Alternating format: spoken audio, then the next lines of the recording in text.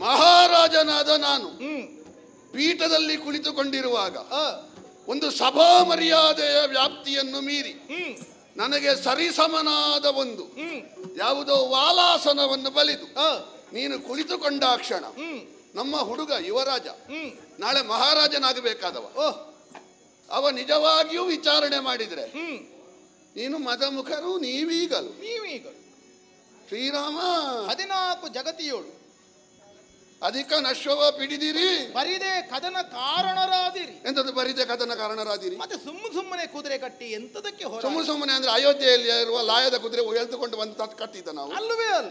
ನಮ್ಮ ಊರಿಗೆ ಬಂದ ಕುದುರೆ ಬರ್ಲಿ, ನಮ್ಮ ಊರಿಗೆ ಬಂದ ಕುದುರೆ ನಮ್ಮ ವನದಲ್ಲಿ ಸಂಚರಿಸುವಾಗ ಅದರಲ್ಲಿರುವ ಲಿಖಿತ ಎಂತದು ಎಂತದ್ದು?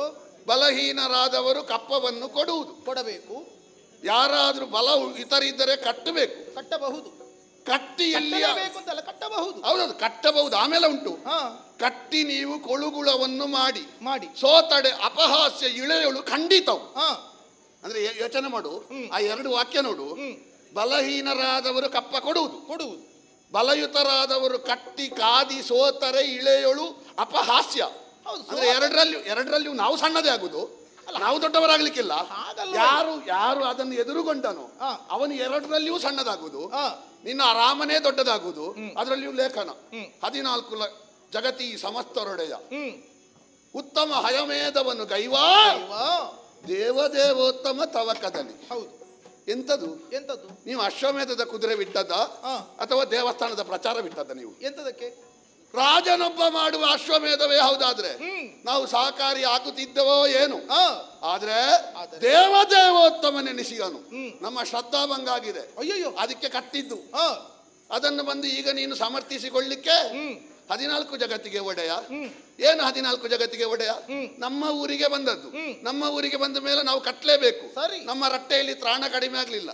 ಆರೆಲ್ಲ ಮರ್ಕಟನೆ ಅಥವಾ ನಿನ್ನ ರಾಮನ ಬೆದರಿಕೆ ತೋರುವೆ. ಅವ ಹಾಗೆ, ಅವ ಹೀಗೆ, ನೀವು ಸುಮ್ಮನೆ ಕದನ ಕಾರಣರ ಇಲ್ವೇ ಇಲ್ಲ. ಹಾಗೆಲ್ಲ ಬೆದರಿಸಿಕೊಂಡು ಹೋಗಬಹುದು ಅಂತ ಭಾವಿಸಬೇಡ ನೀನು. ಹಳ್ಳೆ ದೇವರಿಲ್ಲೂ ಇರುವುದಲ್ಲ, ಜ್ಯೋತಿರ್ಮೇಧ ವೀರರ ನಾಡು. ಇಲ್ಲಿ ಬಂದು ಅವನ ಕಲಿತನವನ್ನು ಹೇಳಲಿಕ್ಕೆ ಹೊರಟಿದ್ಯಲ್ಲ, ಏನು ಕಲಿತನವ ಅವನ? ಅಯ್ಯೋ, ರಾಮನಿಂದ ಕಲಿಯಬೇಕಾದದ್ದೇ ಇದೆಯಪ್ಪ. ಬಲಿಯುತ ಸೇತುವೆಯೋ,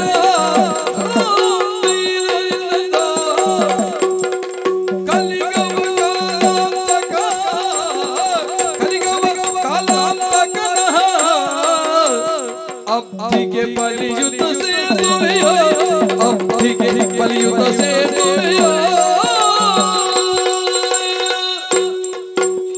ಕಲ್ಲಯುದ್ಧಿತ ಶಶಿ ತುಂಬ ಶ್ರವಣ ಕುಲವನೆ ತರಿಕೆಯನು, ಕಲ್ಲಯುದ್ಧಿತ ತುಂಬ ಶ್ರವಣ ಕುಲವನೆ ತರಿಕೆಯನು,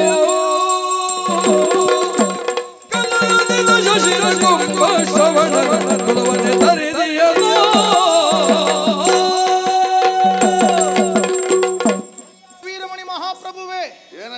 ನಿನ್ನ ಆಕ್ಷೇಪಗಳನ್ನು ಸಾರಿ ಹೇಳಿದೆ.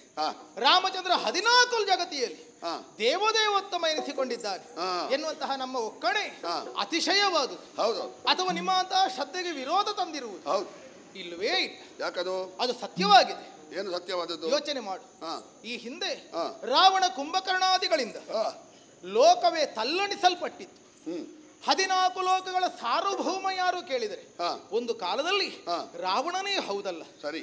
ದೇವತೆಗಳು ನಡುಗುತ್ತಿದ್ದರು, ಚಕ್ರವರ್ತಿಗಳ ಉಸಿರನ್ನು ಬಿಗಿ ಹಿಡಿಸಿದ್ದ. ಹಾಗಾದರೆ ಎಲ್ಲಾ ಕಡೆಯಲ್ಲಿ ತನ್ನ ಪ್ರಭುತ್ವವನ್ನೇ ಸ್ಥಾಪಿಸಿ ತಾನೇ ತಾನಾಗಿ 1-2 ವರ್ಷಗಳ ಪರ್ಯಂತರವಾಗಿ ಅಲ್ಲ ವರಗಳನ್ನು ಪಡೆದಂತಹ ಕಾರಣ ಕೋಟಿ ಆಯುರ್ಮಾನ ರಾವಣನಿಗೆ. ಅಂತಹ ಅಷ್ಟು ವರ್ಷಗಳ ಕಾಲ 14 ಲೋಕವು ತನ್ನ ಅಂಕಿತದಲ್ಲಿ ಇದ್ದದಿದ್ದರೆ ರಾವಣನದು ಹೌದೋ ಅಲ್ವೋ? ಅಂತಹ ರಾವಣ ಕುಂಭಕರ್ಣಾದಿಗಳ ವಧೆಯನ್ನು ಮಾಡಿದವನು ಯಾರೆನ್ನುವುದನ್ನು ಯೋಚನೆ ಮಾಡು. ವಿಶಾಲವಾಗಿರುವಂತಹ ಒಂದು ಸಮುದ್ರಕ್ಕೆ ಸೇತುವೆಯನ್ನು ಕಟ್ಟುವುದಕ್ಕೆ ಯಾರಿಂದಲಾದ್ರೂ ಸಾಧ್ಯ ಉಂಟೆ? ಸಾಧ್ಯವಿಂಟೋ ಇಲ್ವೋ ಎನ್ನುವುದಕ್ಕಿಂತಲೂ ಅಗತ್ಯ ಇರಲಿಲ್ಲ. ಅಲ್ಲ, ಅಗತ್ಯ ಇದ್ರೂ ಆಗತದ. ಹಾಗಾದ್ರೆ ಪ್ರಭು ಶ್ರೀರಾಮಚಂದ್ರ ಅಂದ್ರೆ ಸಮುದ್ರದ ಈ ಕಡೆ ಇರುವ ಯಾರ ಹೆಂಡತಿಯನ್ನು ರಾವಣ ಕೊಂಡೋಗಿರ್ಲಿಲ್ಲ. ಹಾಗಾಗಿ ಅಗತ್ಯ ಇರಲಿಲ್ಲ. ಲೋಕಾಂತರದಲ್ಲಿ ಇದ್ದವರದ್ದೇ ತಗೊಂಡೋಗಿದ್ದಾನೆ. ಆದ್ರೆ ಯಾರು ಉಸಿರೆತ್ತಲಿಲ್ಲ. ಈಗ ದೇವಲೋಕದಿಂದ ತಂದಿರ್ಲಿಲ್ವ? ಭೂಲೋಕದ ಹೆಣ್ಣು ಮಕ್ಕಳನ್ನು ತಂದಿರ್ಲಿಲ್ವ? ಹಾಗಾದ್ರೆ ಯಾರಿಗೂ ಆಗಿರ್ಲಿಲ್ಲ. ಆದ್ರೆ ಅಂತದ್ದನ್ನು ಪ್ರಭು ಶ್ರೀರಾಮಚಂದ್ರನು ಪೂರೈಸಿದ್ದಾನೆ. ಯೋಚನೆ ಮಾಡು. ಶ್ರೀರಾಮಚಂದ್ರ ಧನು ಎತ್ತಿ ನಿಂತ ಅಂತಾದ್ರೆ ಜಲದಿಯ ಅಧಿದೇವತೆ ಬಂದು ತಲೆಬಾಗುತ್ತದೆ. ಹೌದಾ? ಮತ್ತೆ ಬೇಡ, ರಾಮಚಂದ್ರ ಪ್ರಭುವಿನ ನೆನಪು ಮಾಡಿಕೊಂಡೆ ಅಂತಾದರೆ ಅಗ್ನಿದೇವ ನಾವು ಹೇಳಿದ ಹಾಗೆ ಕೇಳುತ್ತಾನೆ.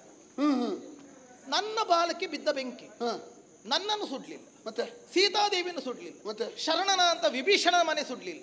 ಲಂಕೆ ಸಂಪೂರ್ಣ ಸುಟ್ಟು ಹೋಗುವಷ್ಟು ವ್ಯಾಪಿಸಿದೆ.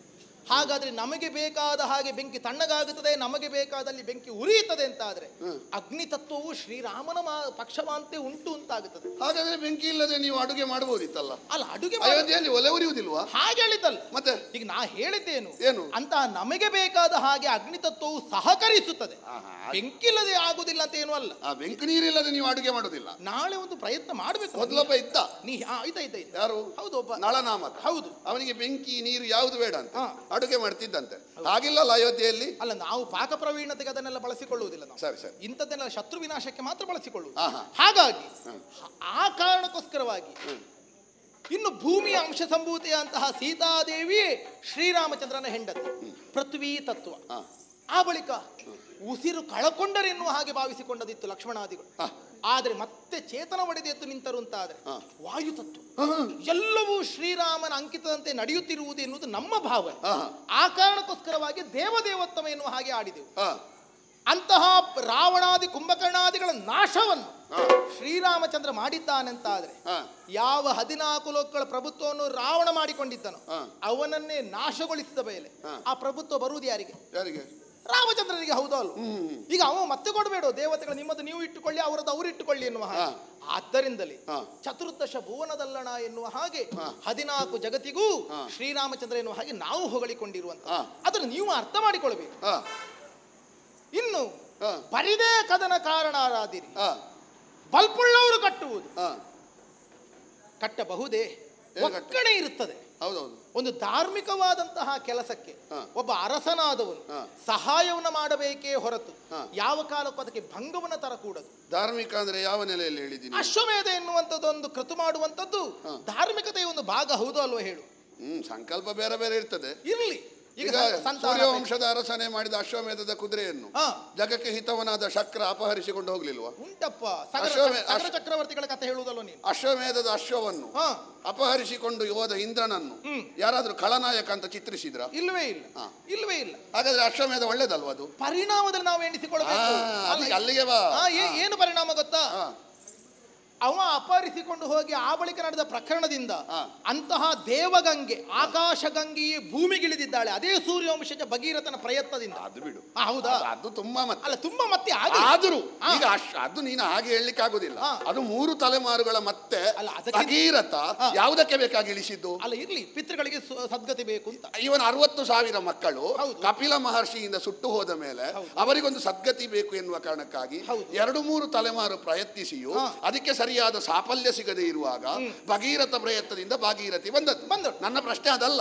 ಈಗ ದೇವೇಂದ್ರ ಅಪಹರಿಸುವ ಉದ್ದೇಶ ಏನು? ಎಲ್ಲಿ ನನಗೆ ನಾಳೆ ಸಂಚಕಾರ ಬರ್ತದೆ ನನ್ನ ಪದವಿಗೆ ಎನ್ನುವಂತ ಒಂದು ಕಾರಣ. ಹೌದಾ? ಈಗ ನಿನಗೆ ಅಂತದ್ದೇನು ಇಲ್ವಲ್ಲ? ಅಲ್ಲ, ನನಗೆ ಉಂಟೋ ಇಲ್ವೋ? ದೇವೇಂದ್ರನಿಗೆ ಏನು ಶಿಕ್ಷೆ ಆಯ್ತು ಆ ಪ್ರಕರಣದಲ್ಲಿ? ಯಾವುದು?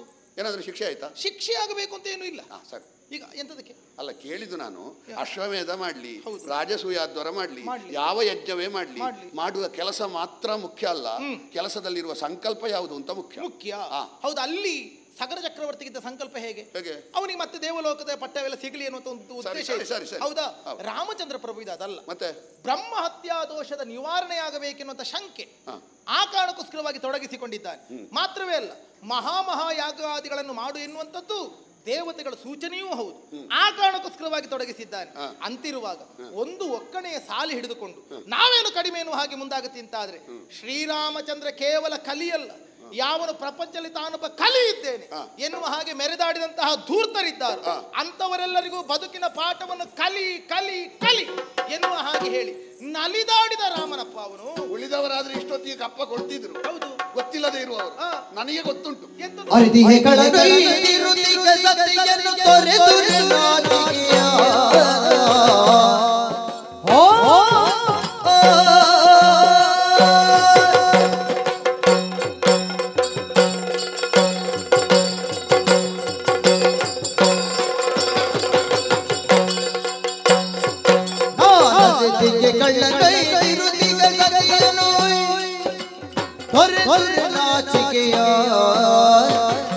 ಕರೆ ತಂದಿಗೆ ನವ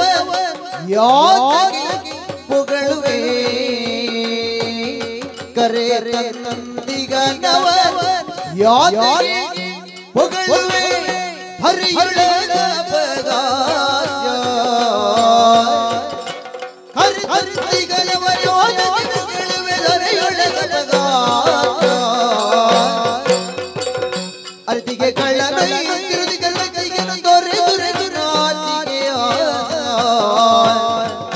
ಅಯ್ಯೋ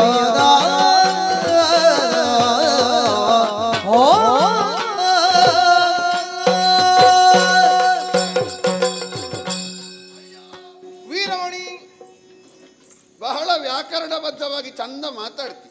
ಓಹ್, ನೀನು ಜನ ಯಾರು? ಹನುಮಂತ. ನೀನು ಹನುಮಂತನ? ನನ್ನ ಮುಖ ಉಪ್ಪಿದ್ದು ನೋಡಿದ್ರೆ ಗೊತ್ತಾಗುದಿಲ್ಲ. ಅಲ್ಲ, ಅದು ಮಂಗಗಳಿಗೆ ಗೊತ್ತಾದೀತು, ನನಗೆ ಮಂಗಗಳದ್ದು ಉಪ್ಪಿದ್ದು ಅಷ್ಟು ಬೇಗ ಗೊತ್ತಾಗುದಿಲ್ಲ. ಉಳಿದ ಮಂಗಗಳಿಗಿಂತ ನನ್ನದು ಸ್ವಲ್ಪ ಹೆಚ್ಚೇ ಉಪ್ಪಿ. ಹೌದಾ? ಸರಿ, ಇರ್ಬೋದು. ನಾವು ಮಂಗಗಳ ಬಗ್ಗೆ ಬಹಳ ಅಧ್ಯಯನ ಮಾಡ್ಲಿಲ್ಲ. ಬೇಡಪ್ಪ, ಹನುಮಂತ ಅಲ್ವಾ? ಹೌದೌದು, ಹನುಮಂತನ. ನೀನು ರಾಮ ಬಿದ್ರು ಚಂದ ಎದ್ರು ಚಂದ ಅಂತ ಹೇಳ್ಬೇಕು. ನಾನು ರಾಮದಾಸ. ರಾಮದಾಸ ಎನ್ನುವುದಕ್ಕಿಂತಲೂ ಅವನನ್ನು ನೋಡುವ ಮೊದಲೇ ಅವನ ದೊಡ್ಡ ಅಂಧಾಭಿಮಾನಿ ನೀನು. ಅಯ್ಯೋ, ಅಂಧಾಭಿಮಾನಿ ಹೇಗಪ್ಪ? ಅಂದ್ರೆ ನೋಡಿದ ಮೇಲೆ, ಅವನ ಹತ್ತಿರ ಹೋದ ಮೇಲೆ ಅಭಿಮಾನ ಆಗುವುದು ಬೇರೆ. ಅವ ಹುಟ್ಟುವ ಮೊದಲೇ ಅವನ ಬಗ್ಗೆ ಕೇಳಿ ಅವನ ನಿರೀಕ್ಷೆಯಲ್ಲಿ ಇದ್ದವಂತೆ. ಅಲ್ಲ, ಹಾಗೆ ನಾನು ಮಾತ್ರ ಏನೂ ಅಲ್ಲ. ರಾಮ ಹುಟ್ಟುವಂತ ಮೊದಲೇ ಗೌತಮಾದಿ ಋಷಿಗಳೇ ಅಹಲ್ಯೆಗೆ ಶಾಪದ ವಿಶಾಪ ಹೇಳುವಾಗ ಹೇಳಿದ್ದಾರೆ, ಮುಂದೆ ರಾಮ ಎನ್ನುವ ಆತ ಒಬ್ಬ ಬರ್ತಾನೆ, ನಿನ್ನ ಶಾಪ ವಿಮೋಚನೆ ಆಗುತ್ತದೆ. ಹಾಗಾದ್ರೆ ಗೌತಮರ ಅಂಧಾಭಿಮಾನಿಗಳ? ಗೌತಮರ ಅಂಧಾಭಿಮಾನಿಗಳಲ್ಲ, ಮತ್ತೆ ಅಹಲ್ಯೆಯೂ ಅಂಧಾಭಿಮಾನಿ ಅಲ್ಲ. ಈಗ ಎದ್ದ ಮೇಲೆ ರಾಮನೊಟ್ಟಿಗೆ ಸೇವೆಗೆ ಬಂದಳು ಅವಳು. ಸೇವೆಗೆ ಬರಲಿಲ್ಲ, ಅವರ ಪ್ರಯೋಜನಕ್ಕೆ ಬೇಕಾಗಿ ಮಾತ್ರ ಅವರು ಕಾಯ್ತಾ ಇದ್ದಾರೆ. ಜೀವನ ಪಾವನತೆ ಪ್ರಯೋಜನ ಎಂತ? ನೀನು ಆಗಲ್ಲ, ನೀನು ಅವನೊಟ್ಟಿಗೆ ದಾಸನಾಗಿ. ಹೌದು. ಎಲ್ಲಿಯವರೆಗೆ ಅಂತ ಕೇಳಿದ್ರೆ ರಾಮನ ಭೃತ್ಯರ ಅಂತ ಹೇಳಿದ್ದೆ ಅಂತ. ಹೌದು, ನನಗೆ ಕೇಳಿದ್ದು. ಅಲ್ಲದಿದ್ರೆ ಅಲ್ಲ ಅಂತ ಹೇಳಿ 100ಕ್ಕೆ 100 ಅಲ್ವಾ? ಮತ್ತೆ ಒಂದುಂಟು. ಎಂತದ್ದು? ಈ ಅಭಿಮಾನ ಅತಿರೇಕಕ್ಕೆ ಹೋದ್ರೆ ಉಂಟಲ್ಲ. ಹೌದು. ಮತ್ತೆ ಅವ ಏನು ಮಾಡಿದ್ರು ಚಂದವೇ. ಹಾಗಾಗುತ್ತದ? ಯಾರ ಬಗ್ಗೆ ಅಭಿಮಾನ ಇಟ್ಟುಕೊಂಡಿದ್ದಾನೋ ಅವ ಕೊಂದ್ರು ಹೇಳುದು ಸತ್ತವನೇ ಸರಿ ಇಲ್ಲ ಅಂತ. ಕೊಂದವ ತಪ್ಪು ಮಾಡಿದ್ದು ಸತ್ತವ ಸರಿ ಇಲ್ಲದೆ ಇರಬಹುದು, ಆದ್ರೆ ಕೊಂದದ್ದು ಸರಿಯೋ ಅಂತ ಕೇಳಿದ್ರೆ ಎಂತದೇ ಮಾಡ್ಲಿ, ಅವ ಒಬ್ಬನಿಗೆ ಹೊಡಿಲಿ, ಹೊಡೆತದಿದ್ದವ ಸರಿ ಇಲ್ಲ, ಅವ ಒಬ್ಬನಿಗೆ ಬೈಲಿ, ಬೈಗುಳದಿಂದವ ಸರಿ ಇಲ್ಲ. ಇವ ಬೈದದ್ದು ತಪ್ಪು ಅಂತ ಹೇಳಲಿಕ್ಕಿಲ್ಲ, ಇವ ಹೊಡೆದದ್ದು ತಪ್ಪು ಅಂತ ಹೇಳಲಿಕ್ಕಿಲ್ಲ, ಇವ ಕೊಂದದ್ದು ತಪ್ಪು ಅಂತ ಹೇಳಲಿಕ್ಕಿಲ್ಲ. ಅಭಿಮಾನ ಸ್ಥಾಪಿತ ಅಭಿಮಾನ. ಅಂಧಾಭಿಮಾನ ನಿನ್ನದು ಅದೇ. ಅಂಧಾಭಿಮಾನದು ಅದೇ ಸ್ಥಾಪಿತ ಅಭಿಮಾನ. ವಸ್ತುನಿಷ್ಠವಾಗಿರ್ಬೇಕೇ ಹೊರತು ವ್ಯಕ್ತಿನಿಷ್ಠವಾಗಿರಕೂಡದು. ಅಲ್ಲ, ಈಗ ನನ್ನ ತಪ್ಪೆಲ್ಲಿ ಉಂಟು? ಮತ್ತೆಂತದು? ರಾವಣ ಕುಂಭಕರ್ಣರು 14 ಲೋಕಗಳನ್ನು ಗೆದ್ದವರು. ಅದು ಎಂತದ್ದು ಗೊತ್ತುಂಟಾ? ಎಂತದ್ದು? ರಾವಣ ಕುಂಭಕರ್ಣರನ್ನು ಕೊಂದವ ಇವ ಅಲ್ವಾ? ಹೌದು. ಅವರನ್ನು ದೊಡ್ಡದು ಮಾಡಿದ ಕೂಡಲೇ ಇವ ತನ್ನಷ್ಟಕ್ಕೆ ದೊಡ್ಡದಾಗ್ತಾನೆ. ಹಾಗಾಗುತ್ತದೆ? ಅದೇ ಹೌದು. ಯಾಕೆ? ಏನು? ನಮಗೆ ಗೊತ್ತುಂಟು ರಾವಣನ ಕತೆ. ಎಂತದ್ದು? ಚಕ್ರವರ್ತಿಗಳ ಉಸಿರಡಗಿಸಿದ್ದು. ಹೌದು. ಕೈಯಲ್ಲಿ ಸಿಕ್ಕಿಕೊಂಡಿದ್ದಾನಂತೆ, ಕರ್ತವೀರ್ಯನ ಕೈಯಲ್ಲಿ. ವಾಲಿಯಲ್ಲಿ ಪೆಟ್ಟು ತಿಂದಿದ್ದಾನಂತೆ. ಬಲಿಯಿಂದ ಬರಲಿಕ್ಕೆ ಬಹಳ ಹರಸಾಹಸ ಪಟ್ಟಿದ್ದಾನೆ. ದೇವೇಂದ್ರನಲ್ಲಿ ಸೋತಿದ್ದಾನಂತೆ ಅಲ್ವಾ? ಹೌದು. ಆಮೇಲೆ ಬೇರೆ ಬೇರೆ ಕಾರಣದಿಂದ ಗೆದ್ದ. ಅಲ್ಲ, ಈಗ ಮಗನಾದಂತ ಮೇಘನಾದನ ಇಂದ್ರನನ್ನು ಗೆದ್ದ ಕಾರಣ ಇಂದ್ರಜಿತು ಆದ. ಹೌದು. ಹೌದಾ? ಹೌದು. ಈಗ ಮಗ ಗೆದ್ದರೂ ಕೂಡ ಆ ಪ್ರಭುತ್ವ ಕೊಟ್ಟದ್ದು ಅಪ್ಪ ರಾವಣನಿಗೆ ಹೌದಲ್ಲ? ಅವನಲ್ಲಿ ಇತ್ತು. ಹೌದು. ಈಗ ರಾವಣನೇ ರಾಜನಾಗಿ ವಿಜೃಂಭಿಸುತ್ತಾ ಇರುವಾಗ ದೇವತೆಗಳಾದರೂ ಕೂಡ ಇಂದ್ರಜಿತುವಿನ ಇಂದ್ರಜಿತು ಆಗುವ ತನಕ ದೇವತೆಗಳಿದ್ರೆ ಆ ಕಡೆಗೆ ಬಂದ್ರೆ ಇಂದ್ರಜಿತುವಿಗೆ ಹೆದರ್ತಾ ಇದ್ರು. ಯಾರೋ ನಿಮ್ಮಲ್ಲಿಗೆ ಬಂದವರು ಹೇಳಿದ್ರಂತೆ, ರಾವಣ ವಧೆ ದೊಡ್ಡ ವಿಷಯ ಅಲ್ಲ, ಇಂದ್ರಜಿತು ವಧೆ ದೊಡ್ಡ ವಿಷಯ. ಇಂದ್ರಜಿತು ಮಾಡಿದ್ಯಾರು? ಇಂದ್ರಜಿತುವಿನ ವಧೆ ಮಾಡಿದ್ಯಾರು? ಲಕ್ಷ್ಮಣ ದೇವ. ಆ ಪಾಪದ ಲಕ್ಷ್ಮಣ. ಅವ ಅಣ್ಣ ಏನು ಹೇಳಿದ್ರು ಸರಿ ಅಂತ ಹೇಳುವವ. ಅವ ಹೆಸರೆಲ್ಲ ಇವನಿಗೆ. ಇವ ಪ್ರಚಾರ ಪ್ರಿಯ. ಅವೊಬ್ಬ ಇವನ ಬೆನ್ನ ಹಿಂದೆ ಕೈ ಚೀಲ ಇಟ್ಕೊಂಡು ಬರುವವ. ಆ ರೀತಿ ಅಲ್ಲ, ಎಲ್ಲವನ್ನು ಮನೆಯ ಯಜಮಾನನೇ ಮಾಡುದಾದ್ರೆ ಮತ್ತೆ ತೋಟದ ಕೆಲಸವರಿಗೆ ಆದ್ರೆ ಒಂದುಂಟು ಎಂತದ್ದು? ತೋಟದ ಕೆಲಸದ ತೋಟ ಒಂದು ಚಂದವಾಗಿ ಉಂಟು ಅಂತ ಆದ್ರೆ ಅಲ್ಲಿಗೆ ಕೆಲಸ ಶ್ರಮಿಸುವುದೆಲ್ಲ, ನೀರು ಹಾಕುವುದು, ಗೊಬ್ಬರ ಹಾಕುವುದು, ಮಣ್ಣು ಹಾಕುವುದು, ಬೇಕಾದ ಹಾಗೆ ಕಳೆ ಕೀಳುವುದೆಲ್ಲವೂ ಕೆಲಸ ತೋಟದ ಮಾಲಿಗಳದ್ದೇ ಕೆಲಸ. ಆದ್ರೆ ಆ ತೋಟವನ್ನು ಹೊರಗಿನಿಂದ ನೋಡಿದವರು ಹೇಳುದು ಹೇಗೆ, ಯಾರದಪ್ಪ ಆ ತೋಟ? ಇಂಥ ಯಜಮಾನನ ತೋಟ. ಅದು ಸರಿ. ಯಾಕಾಗಿ ಖರ್ಚು ಮಾಡುವ ಅವ ಅಂದ್ರೆ ಅವನು ವೇತನ ಕೊಡ್ತಾನೆ. ಹೌದು. ಇದು ಹಾಗಲ್ಲ. ತೋಟಕ್ಕೆ ಬಂಡವಾಳ ಹಾಕುವುದೇ ಲಕ್ಷ್ಮಣ. ತೋಟ ಒಳ್ಳೇದಾಗಿದೆ ಅಂತ ಪ್ರಚಾರ ಇವನಿಗೆ ಇರ್ಲಿ. ಇಡೀ 14 ವರ್ಷ ಅನ್ನನಿದ್ದ ಬಿಟ್ಟು ಚಿಕ್ಕಾಸು ವೇತನ ತಕೊಳ್ಳದೆ ಇವನ ಹಿಂದೆ ಹೆಂಡತಿಯನ್ನು ಬಿಟ್ಟು ಬಂದ ಆ ಹುಡುಗನಿಗೆ ಯಾವ ಪ್ರಚಾರವೂ ಇಲ್ಲ.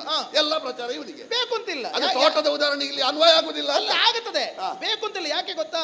ಲಕ್ಷ್ಮಣ ದೇವನಿಗೆ ಅಂತಹ ಒಂದು ಬಲಾತಿ ಬಲದಂತಹ ಒಂದು ಮಂತ್ರೋಪದೇಶ ಆದದ್ದಿದ್ದರೆ, ಲಕ್ಷ್ಮಣ ದೇವನಿಗೆ ಊರ್ಮಿಳೆಯಂತಹ ಒಬ್ಬಳು ನಿಜವಾದಂತಹ ಒಬ್ಬಳು ಸತಿಯಾಗಿ ಬರುವುದಿದ್ದರೆ ಅದಕ್ಕೆ ಪ್ರಭು ಶ್ರೀರಾಮಚಂದ್ರನೇ ಕಾರಣ. ರಾಮನ ತಮ್ಮನಾಗಿ ನಾವು ಹುಟ್ಟಿದ್ದೇವೆ ಅಂತ ಸಾರ್ಥಕತೆ ಅವರಿಗಿರುವಾಗ ನೀನು ಅದನ್ನು ಅವರಿಗೆ ಸಂಬಳ ಅವರಿಗೆ ಗೊತ್ತಿಲ್ಲ, ಅವರೇ ಕೇಳಲಿಲ್ಲ, ಅವರು ಕೇಳುವುದಿಲ್ಲ. ಅವರಿಗೆ ನಾನು ಹೇಳಿದನಲ್ಲ, ಅವರಿಗೆ ಅನ್ಯಾಯ ಆಗುವುದು ಗೊತ್ತಾಗುವಾಗ ತಡಾಗಿರ್ತದೆ. ಹಾಗಾಗಿ ನಮಗೆಲ್ಲ ಊರಿನವರಿಗೆ ಗೊತ್ತಾಗುದು ಅವರು ಅನ್ಯಾಯ ಆಗುತ್ತಾ ಉಂಟು ಅಂತ ಗೊತ್ತಾದ ಮೇಲೆ ನಾವು ಹೇಳುದು. ನೀನ್ ಹೇಳಿದ್ಯಲ್ವಾ, ಬಲ್ಪುಳ್ಳವರು ಕಟ್ಟಿ ಕಾದುವುದು 14 ಜಗತ್ತಿಗೆ ಒಡೆಯ. ಈಗ ಅಶ್ವಮೇಧದ ಕುದುರೆ ಕಟ್ಟಿದ್ರೆ ಅಧರ್ಮ ಅಂತ ಉಂಟಾ? ಅಧರ್ಮ ಅಂತ ಏನು ಇಲ್ಲಲ್ಲ. ನಾವು ಕಟ್ಟಿದ್ರಲ್ಲಿ ಅಧರ್ಮ ಅಂತ ಇಲ್ಲಲ್ಲ, ಕಟ್ಟಿದ್ದೇವೆ. ಯಾಕೆ ಸುಮ್ಮನೆ ಕಾಣಿಸಿಕೊಳ್ತೀರಿ? ಇಲ್ಲಿಗೆ ಬಂದ ಮೇಲೆ ಕಟ್ಟಬೇಕಾದದ್ದು ಕ್ಷತ್ರಿಯ ಧರ್ಮ, ಅದಕ್ಕೆ ಕಟ್ಟಿದ್ದೇವೆ. ನೀನ್ ಹೇಳಿದ್ಯಲ್ವಾ? ಹೌದು. ಎಂತದು? ವಾಯು ತತ್ವ. ಹೌದು. ಎಲ್ಲ ಪಂಚ ತತ್ವಗಳು ರಾಮನನ್ನು ಶರಣ ಅಂತ ಹೇಳುತ್ತದೆ. ಹೌದಾ? ಹೌದು. ಮತ್ತೆ ಹೇಗೆ ಭೂತತ್ವವಾದ ಶೀತ ಬಿಟ್ಟು ಹೋದ್ದು? ಎಲ್ಲಿ? ಅಲ್ಲ, ಶೀತ ಬಿಟ್ಟು ಹೋಗುವಾಗ ಇವ 10-11 ತಿಂಗಳು ಮಾನಸಿಕ ರೋಗಿಯ ಹಾಗೆ ಅಯ್ಯೋ ಕಲ್ಲು ಮರ ಗಿಡ ಅರಶಿನದ ಪುಡಿಯಂತೆ ತೋರುತ್ತಿದೆ ತಮ್ಮ. ಹೌದು. ಈಗ ಇವನಿಗೆ ಗೊತ್ತಿಲ್ವಾ ಭೂತತ್ವ ನನ್ನೊಟ್ಟಿಗೆ ಉಂಟು ಅಂತ? ಶೀತ ಬಿಟ್ಟು ಹೋಗಿದ್ದಾರೆ. ವಾಯು ತತ್ವ ಇವನೊಟ್ಟಿಗೆ ಇರುವುದಾದ್ರೆ ಇವನ ಅಪ್ಪ ದಶರಥ ಬಿದ್ದು ಸತ್ತದ್ದು ಹೇಗೆ? ಉಸಿರು ನಿಲ್ಬೇಕು, ಉಸಿರು ಹೋಗಬಾರ್ದಿತ್ತಲ್ಲ, ಸಾಯ್ಲಿಲ್ವಾ? ಬಿಡು. ಹುಟ್ಟಿದವನಿಗೆ ಸಾವು ಉಂಟಲ್ಲ. ಈಗ ಜಲತತ್ವ ಎಲ್ಲರೂ ಹುಟ್ಟಿದವರು ಬದುಕಿದ್ರೆ ಮತ್ತೆ ಮುಂದೆ ಹುಟ್ಟುವವರಿಗೆ ಅದೇ ಹೇಳಿದ್ದು. ವಾಯುತತ್ವ ಒಳಗೆ ಉಂಟು, ಭೂತತ್ವ ಒಳಗೆ ಉಂಟು ಅಂತ ಹೇಳುವಾಗ ಯೋಚನೆ ಮಾಡಬೇಕು. ರಾಮನ ಜಯಕ್ಕಾಗುವಾಗ ಅವುಗಳೆಲ್ಲವೂ ಪೂರಕವಾಗಿ ಬಂದದ್ದು ಯಾಕೆ? ರಾವಣನ ಉಪದ್ರ ಸಹಿಸಲಿಕ್ಕಾಗಲಿಲ್ಲ. ಎದ್ದೆತ್ತಿನ ಬಾಲ ಹಿಡಿಯುವುದು ಅಂತ ಒಂದುಂಟು. ಆ ದೇವತೆಗಳಿಗೆ, ಅಗ್ನಿದೇವನಿಗೆ, ವರುಣದೇವನಿಗೆ, ಈ ಭೂಮಿ ದೇವಿಗೆ ಅಥವಾ ನೀನು ಹೇಳಿದ ಬೇರೆ ಯಾವ ತತ್ವಕ್ಕೂ ಅಷ್ಟು ಉಪದ್ರ ಕೊಟ್ಟಿದ್ದ ಈ ರಾವಣ. ಆಗ ಏನು ಮಾಡುವುದು? ಒಬ್ಬ ಯಾರಾದ್ರೂ ಪ್ರಶ್ನಿಸುವ ಎದ್ದು ನಿಂತ್ರೆ ಅವನ ಹಿಂದೆಲ್ಲ ರಾಶಿ ಬರ್ತಾರೆ. ಅದಕ್ಕೆ ದೇವತೆಗಳು ಬಂದದ್ದೇ ಹೊರತು ಇವನ ದೊಡ್ಡಸ್ತಿಕೆಗೆ ಬಂದದ್ದಲ್ಲ. ಇವನೊಬ್ಬನಾದ್ರೂ ಸ್ವರ ಎತ್ತಿದ್ನಲ್ಲ. ಹಾಗಾದ್ರೆ ಈಗ ನೀನೇ ಒಪ್ಪಿಕೊಂಡ ಹಾಗಾಯ್ತು. ಈಗ ರಾವಣೇನು ದೊಡ್ಡವನಲ್ಲ, ಅಲ್ಲಿ ಸಿಕ್ಕಿ ಬಿದ್ದವ, ಇಲ್ಲಿ ಸಿಕ್ಕಿ ಬಿದ್ದವ, ಅವ್ರ ಹತ್ರ ಸೆರೆ ಆಳಾದವ ಎನ್ನುವ ಹಾಗೆ ಹೇಳಿದ ನೀನೇ. ಈಗ ಇಂಥವರೆಲ್ಲರೂ ಕೂಡ ರಾವಣನಿಂದ ಉಪಟಳಕ್ಕೆ ಒಳಗಾಗಿದ್ದಾರಂತ ಆದ್ರೆ ರಾವಣನ ಯೋಗ್ಯತೆ ಹೆಚ್ಚು ಅಂತ ಈಗ ನೀನೇ ಒಪ್ಪಿಕೊಂಡ. ಯೋಗ್ಯತೆ ಹೆಚ್ಚು ಅಂತ ಹೇಳಿದ್ದಲ್ಲ, ಅನಾಚಾರ ಹೆಚ್ಚು ಮಾಡಿದ್ದಾನೆ. ಅನಾಚಾರ ಮಾಡಿದ ಪ್ರಭುತ್ವ ಇಲ್ಲದೆ ಅನಾಚಾರ ಮಾಡುವುದು ಹೇಗೆ? ಪ್ರಭುತ್ವ ಇಲ್ಲದಿರು ಮಾಡ್ಲಿಕ್ಕೆ ಆಗುದಿಲ್ವಾ? ಅನಾಚಾರ ಮಾಡ್ಲಿಕ್ಕೆ ಆಗ್ತದೆ. ಆದ್ರೆ ಏನು, ಅವನಲ್ಲಿದ್ದ ಸಂಗ್ರಹ ದೊಡ್ಡದಿತ್ತು. ಇಂದ್ರಜಿತುವಿನಂತವ ಅಥವಾ ಹಲವಾರು ವರಬಲ, ಮಾನವನಿಂದಲೇ ಸಾಯ್ಬೇಕು, ಬೇರೆ ಬೇರೆ ಶಾಪಗಳು, ಇದೆಲ್ಲ ಒಟ್ಟುಗೂಡುವ ಹಾಗೆ ರಾಮ ಬಂದ. ಆಗ ಎಲ್ಲರೂ ಈ ಸಲ ಇವ ಗೆಲ್ತಾನೆ ಅಂತ ಇವನ ಕಡೆಯಲ್ಲಿ ನಿಂತರು. ಅದು ಬಿಟ್ಟರೆ ದೊಡ್ಡಸ್ತಿಕೆ ನನಗೆ ಕಾಣುವುದಿಲ್ಲ. ಮತ್ತೆ ನೀನು ಹೇಳಿದ ಹಾಗೆ ಅಷ್ಟು ಸುಲಭದಲ್ಲೆಲ್ಲ ರಾವಣ ಕುಂಭಕರ್ಣ ವಧೆ ಆಗಲಿಲ್ಲ. ಮತ್ತೆ ರಾಮ ಅಂದ್ರೆ ಎಂತದ್ದು ಗೊತ್ತುಂಟ? ಜೀವನ ಇಡೀ ಬಣ್ಣ ಹಾಕಿಕೊಂಡೇ ಬದುಕಿದವ. ಅಯ್ಯ ದೇವರೇ, ನನಗೆ ಏನೂ ಬೇಡ ಅಂತ ಹೇಳಿದಂತ ರಾಮಚಂದ್ರನನ್ನು ಪ್ರಚಾರ ಪ್ರಿಯ ಎನ್ನುವೆಯ? ಏನು ಬೇಡ ಅಂತ ಹೇಳುವವನೇ ದೊಡ್ಡ ಅಧಿಕಾರದ ಹುಚ್ಚ. ಲೋಕದಲ್ಲಿ ಕ್ರಮ ಹಾಗೆ. ಯಾಕೆ ಗೊತ್ತುಂಟ?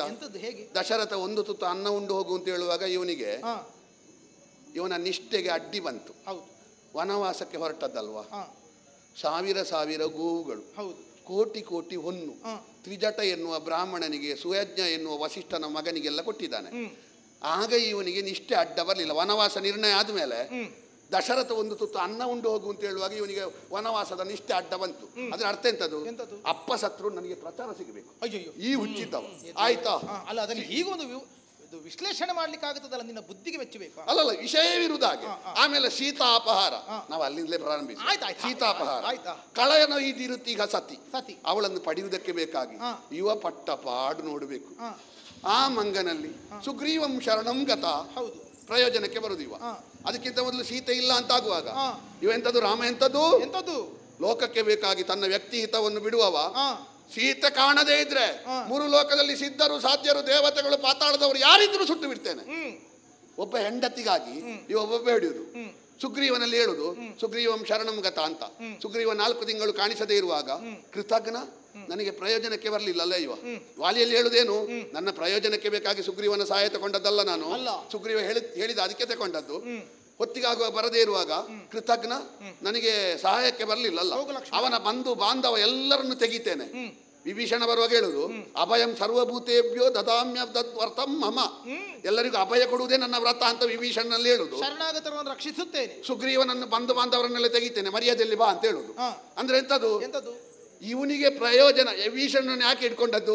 ಇಲ್ಲದ್ರೆ ರಾವಣನನ್ನು ಸೋಲಿಸಲಿಕ್ಕೆ ಕಷ್ಟ ಆಗ್ತದೆ. ವಿಭೀಷಣ ಎನ್ನುವ ಕೀಲಿಕೈ ಈ ಕಡೆ ಬಂದ್ರೆ ರಾವಣನ ಭಂಡಾರದ ಬೀಗವನ್ನು ಬೇಗ ತೆಗಿಲಿಕ್ಕೆ ಆಗ್ತದೆ. ಅವನ ಮರ್ಮ ಎಂತದಂತ ಗೊತ್ತಿರ್ತದೆ. ಕೀಲಿಕೈ ಈ ಕಡೆ ಇರುವಾಗ ಭಂಡಾರ ಹೊಡಿಲಿಕ್ಕೆ ಎಷ್ಟು ಹೊತ್ತುಂಟು. ಹಾಗಾಗಿ ವಿಭೀಷಣ ಬರುವಾಗ ಬಹಳ ಒಂದು ಆದರ ಪೂರ್ವಕವಾಗಿ ಅಭಯಂ ಸರ್ವಭೂತೇಭ್ಯೋ ಹೇಳಿದ್ರು.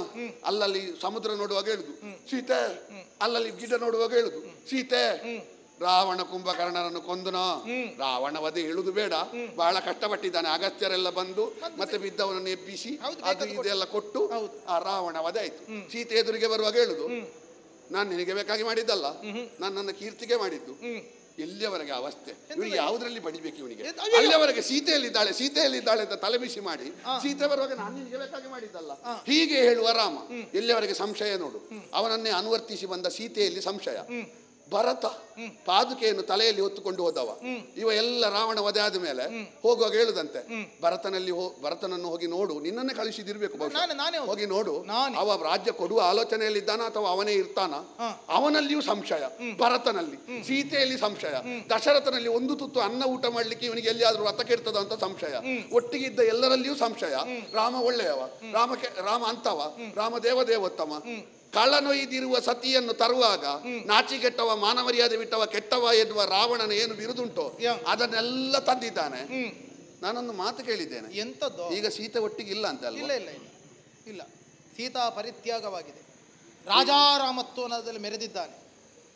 ರಾವಣ ವಧೆ ಆದ ಮೇಲೆ ನಾನು ಗೆದ್ದೆ ಅಂತ ರಾಮ ಅಯೋಧ್ಯೆಯಲ್ಲಿ ಇದ್ದಂತೆ. ಈ ಸಲ ಅಯೋಧ್ಯೆಯಲ್ಲೇ ಸೋತದ್ದಲ್ವಾ? ಅಯೋಧ್ಯೆಯಲ್ಲಿ ಸೋತದ್ದು. ನೀವು ರಾಮನನ್ನು ನಂಬಿ ಹೋದ ಅಯೋಧ್ಯೆಯಲ್ಲೇ ಸೋತದ್ದೆ. ಅಯೋಧ್ಯೆಯ ನಾಗರಿಕರ ಪೂರ್ಣ ಬೆಂಬಲ ಸರಿ ಸಿಗಲಿಲ್ಲ. ಹೌದಾ? ಎಲ್ಲಿಗೆ ಸಿಗುವುದು? ಇವ ಮಾಡಿದ್ದೆಲ್ಲ ಅಷ್ಟು ಉಂಟು, ಅಂತವನನ್ನು ಬಂದು ಇಲ್ಲಿ ಹೊಗಳ್ತಿ. ಸುಮ್ಮನೆ ಇರೋ. ಅಲ್ಲ, ನಿನ್ನನ್ನು ಮೂರ್ಖ ಅಂತ ಹೇಳಬೇಕೋ ಎಂತಂತ ಹೇಳಬೇಕು? ನೋಡಿವೆ ಮೂರ್ಖರೇ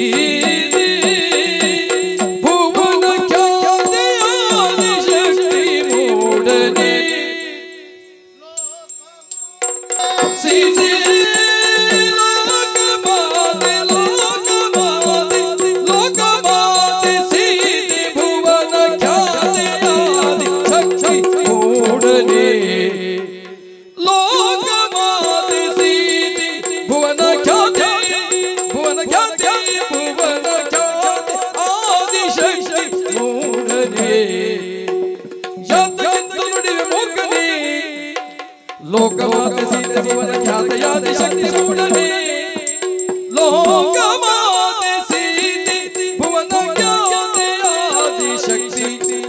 ಮೂಢನೆ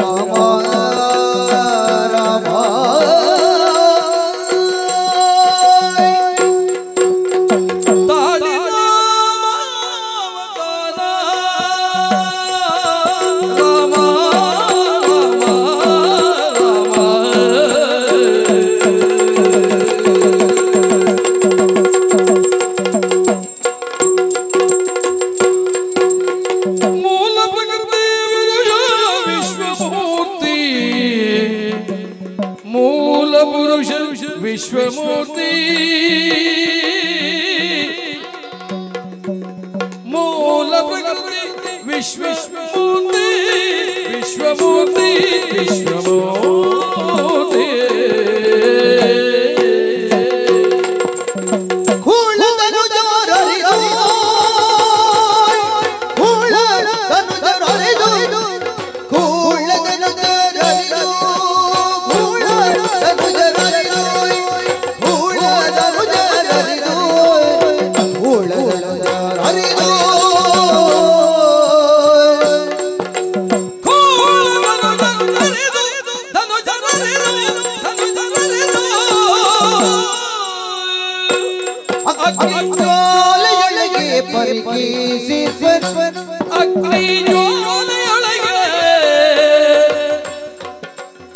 परिकिसीत्वनु अग्निज्वाले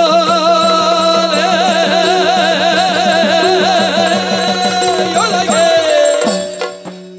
कोಳ तनुज हरिदु अग्निज्वाले योलगे परिकिसीत्वनु अग्निज्वाले योलगे परिकिसीत्वनु अग्निज्वाले योलगे परिकिसीत्वनु सतियन मेले कोडी मुदव ताळदनु सतिय आमेले कोडी मुदव ताळदनु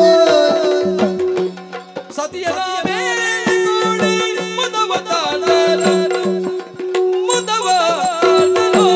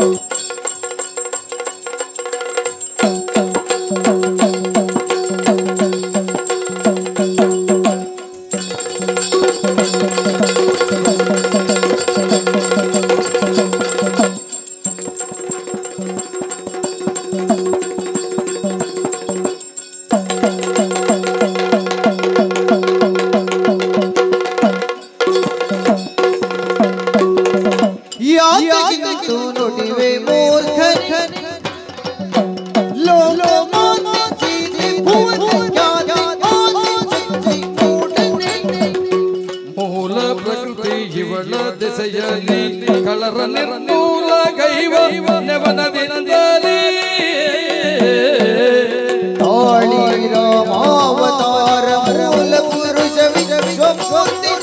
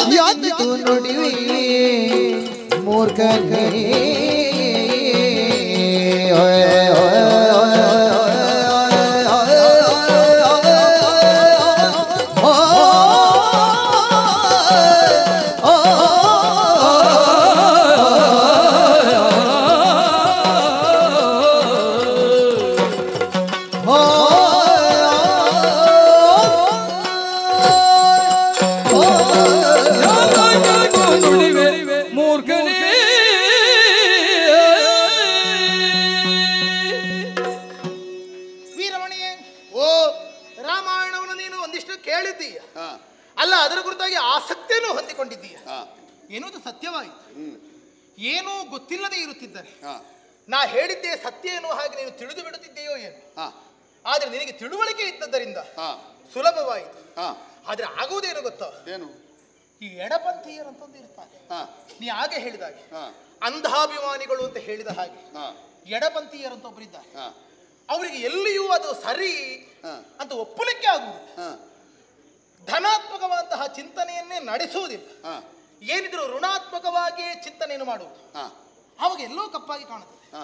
ಯೋಚನೆ ಮಾಡು. ನಾನು ಎಡಪಂಥೀಯನ ಅಲ್ಲ, ನನಗೀಗ ಹಾಗೆ ಅನ್ನಿಸುತ್ತಾ ಇರು. ನಾವು ಎಡದಲ್ಲಿ ಇದ್ದೇವೆ, ಬಲದಲ್ಲಿ ಇದ್ದೇವೆ. ನಾವು ಮಧ್ಯಪಂಥೀಯರು. ಇರ್ಲಿ. ಈಗ ಒಂದಾನೊಂದು ದೊಡ್ಡ ಪಾತ್ರೆಯಲ್ಲಿ ನೀರನ್ನು ಒಂದಿಷ್ಟು ಹಾಕುವುದು. ಪಾತ್ರೆ ತುಂಬುವಷ್ಟಲ್ಲ, ಒಂದು ಅದರ ಅರ್ಧದಷ್ಟು. ಸರಿ. ಆಗ ಸರಿಯಾದಂತ ಒಬ್ಬ ಆಶಾವಾದಿ ಏನು ಹೇಳ್ತಾನೆ? ಏನು ಹೇಳ್ತಾನೆ? ಅರ್ಧದಷ್ಟು ಪಾತ್ರೆ ತುಂಬಿಕೊಂಡಿದೆ.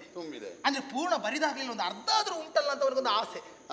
ಅದೇ ಇನ್ನು ಕೆಲವೊಬ್ಬ ಮತ್ತೊಬ್ಬ ಹೇಳ್ತಾನೆ, ಅರ್ಧ ಮಾತ್ರ ಇರುವುದು, ಅರ್ಧ ಖಾಲಿ ಆಗಿದೆ ಎನ್ನುವಂತ ನಿರಾಶಾವಾದಿತ್ವವನ್ನು ಹೊಂದಿಕೊಂಡಿರ್ತಾನೆ.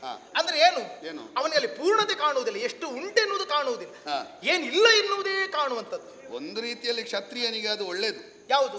ಅಸಂತುಷ್ಟಿಯ ಭಾವ. ಹೌದು, ಅಸಂತುಷ್ಟಿ ಯಾವುದ್ರಲ್ಲಿ ಇರಬೇಕು ಅಂತ ಉಂಟು. ಎಲ್ಲದರಲ್ಲಿ. ವಿಚಾರಧಾರೆಯಲ್ಲಿ ಅಂತ ಅಲ್ವೇ ಅಲ್ಲ, ವಿಚಾರಧಾರೆ ತತ್ವವನ್ನು ಒಪ್ಪುವಲ್ಲಿ ಅಂತ ಅಲ್ವೇ ಅಲ್ಲ, ರಾಜ್ಯವನ್ನು ವಿಸ್ತರಣೆ ಮಾಡುವಲ್ಲಿ ಅನ್ವೇಷಣೆ ಬೇಕಲ್ಲ, ತನ್ನ ಶೌರ್ಯ ಸಾಹಸಾದಿಗಳನ್ನು ನಡೆಸುವಲ್ಲಿ ಅಥವಾ ರಾಜ್ಯ ವಿಸ್ತರಣೆಯಲ್ಲಿ ಅವನಿಗೆ ಸಂತುಷ್ಟಿ ಭಾವ ಇರಕೂಡದು. ಆದ್ರೆ ಯೋಚನೆ ಮಾಡು, ಪ್ರಭು ಶ್ರೀರಾಮಚಂದ್ರ ಅಪ್ಪ ಹೇಳಿದಾಗಲೂ ಊಟ ಮಾಡಲಿಲ್ಲ. ಯಾಕಾಗಿ ಉಣ್ಣದೆ ಹೊರಟ? ಯಾಕೆ? ಒಂದು ತುತ್ತು ಅನ್ನವನ್ನು ಉಂಡ ಪರಿಣಾಮವಾಗಿ ದೇಹದಲ್ಲಿ ವಿಕಾರಗಳು ಕಾಣಿಸಿಕೊಳ್ಳಬಹುದು ಎನ್ನುವಂಥದ್ದನ್ನು ಪ್ರಪಂಚಕ್ಕೆ ಸಾರಿ ಹೇಳಿದ. ಒಬ್ಬಾತನ ಮನೆಯಲ್ಲಿ ಒಬ್ಬ ಬ್ರಾಹ್ಮಣ ಬಂದು ಊಟ ಮಾಡಿದನಂತೆ. ರಾತ್ರಿ ಮಲಗುವಾಗ ಹಾಲು ಕುಡಿದ. ಚಂದದ ರುಚಿಯಾದಂತಹ ಹಾಲು. ಮನೆ ಯಜಮಾನನಲ್ಲಿ ಕೇಳಿದ, ಏನಪ್ಪ ಇದು ಎಲ್ಲಿಂದ ಬಂತು ಇಷ್ಟು ರುಚಿಯಾದ ಹಾಲು? ಅದು ನಮ್ಮ ಮನೆಯಲ್ಲಿ ಇರುವಂತಹ ಕಪಿಲೆಯ ದನ ಕೊಟ್ಟಂತಹ ಹಾಲು. ಹೌದಾ? ಈ ರಾತ್ರಿ ಆಯ್ತು, ಬ್ರಾಹ್ಮಣ ಅತಿಥಿ ಬ್ರಾಹ್ಮಣ ಮಲಗಿದ. ರಾತ್ರಿ ಅವನಿಗೆ ನಿದ್ದೆ ಬರಲಿಲ್ಲ. ಏನು ಮಾಡಿದ್ರು ನಿದ್ದೆ ಬರಲಿಲ್ಲ. ಈ ಹಪ್ಪ ಇಷ್ಟು ರುಚಿಯಾದಂತಹ ಹಾಲು ಕೊಡುತ್ತದೆ ಅಂತ ಆದ್ರೆ ಇದನ್ನು ದಿವಸ ಉಣ್ಣಬೇಕೆನ್ನುವ ಕಾರಣಕ್ಕೋಸ್ಕರವಾಗಿ ನಡುರಾತ್ರಿಯ ಕಾಲ ತನಗೆ ಉಣಬಡಿಸಿರುವಂತಹ ಆ ಯಜಮಾನನ ಮನೆಯ ಹಟ್ಟಿಯಿಂದ ಆ ದನವನ್ನು ಕದ್ದುಕೊಂಡು ಹೋದ. ಸರಿ. ಹೋದ ಊರಿಗೆ. ಬೆಳಗಾಯಿತು. ಮಧ್ಯಾಹ್ನದ ಹೊತ್ತಿಗಾಗೂ ಇವನಿಗೆ ಹಸಿವಾಗ್ಲಿಕ್ಕೆ ಪ್ರಾರಂಭ ಆಯಿತು. ಆವಾಗ ನೋಡ್ತಾನೆ ಇವನ ಬೆನ್ನ ಹಿಂದೆ ದನ ಉಂಟು. ಅಯ್ಯಯ್ಯೋ, ಈ ದನ ಯಾಕೆ ನನ್ನ ಹಿಂದೆ ಬರ್ತಾ ಉಂಟು? ನಾನು ಯಾಕೆ ದನದ ಹಗ್ಗವನ್ನು ಹಿಡ್ಕೊಂಡಿದ್ದೇನೆ ಅಂತ ಯೋಚನೆ ಮಾಡಿದ. ಆವಾಗ ಅಯ್ಯೋ, ನಾನು ಕದ್ದು ತಂದೆನಲ್ಲ ಅಂತ ಪಶ್ಚಾತ್ತಾಪವನ್ನ ಪಟ್ಟ. ಅವನೇ ಮರಳಿ ತಂದು ಈ ಬ್ರಾಹ್ಮಣನಿಗೆ ಒಪ್ಪಿಸಿದ. ಆಗ ಬ್ರಾಹ್ಮಣ ಕೇಳ್ತಾನೆ, ಯಾಕಪ್ಪ ನೀ ಕದ್ದುಕೊಂಡು ಹೋದದ್ದಾದ್ರೂ ಯಾಕೆ, ಈಗ ಮರಳಿ ತಂದು ಕೊಡುವುದಾದ್ರೂ ಯಾಕೆ? ಆಗ ಬ್ರಾಹ್ಮಣ ಹೇಳಿದನಂತೆ, ಈಗ ನನಗೆ ಅರ್ಥ ಆಯಿತು. ನಾನು ನಿಮ್ಮ ಮನೆಗೆ ಬರುವಂತಹ ಮೊದಲು ಮಧ್ಯಾಹ್ನದ ಹೊತ್ತಿನಲ್ಲಿ ಊರ ಹೊರಗಿರುವಂತಹ ಒಂದು ಗುಡಿಸಲಿನಲ್ಲಿ ನಾನು ಊಟ ಮಾಡಿದ್ದೇನೆ. ನನಗೀಗ ಅರ್ಥ ಆಗುತ್ತದೆ, ಅವ ಕೊಟ್ಟಂತ ಆಹಾರ ನನ್ನ ದೇಹದೊಳಗಿರುವಾಗ ನನಗೆ ಕಳ್ಳತನ ಮಾಡಬೇಕು ಅಂತ ಪ್ರಚೋದನೆ ಆಯಿತು. ಕಾರಣ ಏನು ಗೊತ್ತಾ? ಆ ಬ್ರಾಹ್ಮಣ ಮಧ್ಯಾಹ್ನ ಊಟ ಮಾಡಿದ ಒಂದು ಕಳ್ಳನ ಮನೆಯಲ್ಲಿ. ಕಳ್ಳತನದಿಂದ ಸಂಪಾದಿಸಿಕೊಂಡು ಬಂದಂತ ಅನ್ನವನ್ನು ಈ ಬ್ರಾಹ್ಮಣನಿಗೆ ಇಟ್ಕಿದ ಕಾರಣ ಉಂಡ ಅನ್ನದ ದೋಷದ ಪರಿಣಾಮವಾಗಿ ಇವನಲ್ಲೂ ಕಳ್ಳತನ ಮಾಡಬೇಕು ಅಂತ ಅನ್ನಿಸಿತು. ಅಂದ್ರೆ ಉಂಡ ಆಹಾರವೇ ಬೇಕಾದ ಹಾಗೆ ಬುದ್ಧಿಯನ್ನು ಬದಲಾಯಿಸುತ್ತದೆ. ಹೌದಾ? ನೀನು ಎಷ್ಟು ಹೆಣ್ಣು ಮಕ್ಕಳನ್ನು ಅಪಹರಿಸಿ ತಂದಿದ್ದಿ? ಎಂತದಕ್ಕೆ? ಅಶೋಕವನದಲ್ಲಿ ರಾವಣನದ್ದು ತಿಂತಿಯಂತೆ. ಎಂತದ್ದು ಹಣ್ಣು? ನಿನಗೆ ಹಣ್ಣು ತಿನ್ಬೇಕು. ರಾವಣನ ಹಣ್ಣನ್ನು ನಾನು ಹಣ್ಣು ತಿಂದಿದ್ದೇನೆ ಅಂತ ನಿನಗೆ ಹೇಳಿದ್ಯಾ? ಮತ್ತೆ ಕೇಳಿದ್ದೆ ನಾನು. ಕೇಳಿದ್ದೆ ನಾನು ಹಣ್ಣು ಬೇಕು ಅಂತ ಕೇಳಿದ್ರೆ ಹಣ್ಣು ತಿನ್ಲಿಲ್ಲ. ಮತ್ತೆ ಎಂತದ್ದು ಮಾಡಿದ್ದೆ? ಹಣ್ಣು ತಿನ್ಲಿಲ್ಲ. ಮರ ಹಣ್ಣು ಒಂದು ಅರ್ಧ ತಿಂದು ಅರ್ಧ ಎಸೆಯುವುದಂತೆ ನೀನು. ಹೌದಾ? ಅಲ್ಲಿ ತಿಂದದ್ದು ಹೊಟ್ಟೆ ಹೋಗಿದೆ ಅಂತ ನಿನಗೆ ಹೇಳಿದ್ಯಾ?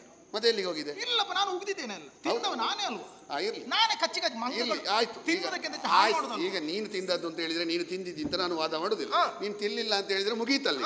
ಆದ್ರೆ ಒಂದುಂಟು. ಏನು? ಈಗ ರಾಮ ಅಷ್ಟು ದುರ್ಬಲನ? ಎಂತದಕ್ಕೆ? ಒಂದು ತುತ್ತು ಅನ್ನಕ್ಕೆ ಮನಸ್ಸು ಬದಲಾಯಿಸುವಷ್ಟು ದುರ್ಬಲನ? ದೃಢವಾಕ್ಯ, ಸತ್ಯವಾಕ್ಯ, ಕೃತಜ್ಞ, ಧರ್ಮಜ್ಞ ಹೀಗೆ ಪಟ್ಟಿ ಪಟ್ಟಿ ಹಾಕಿದ್ರು.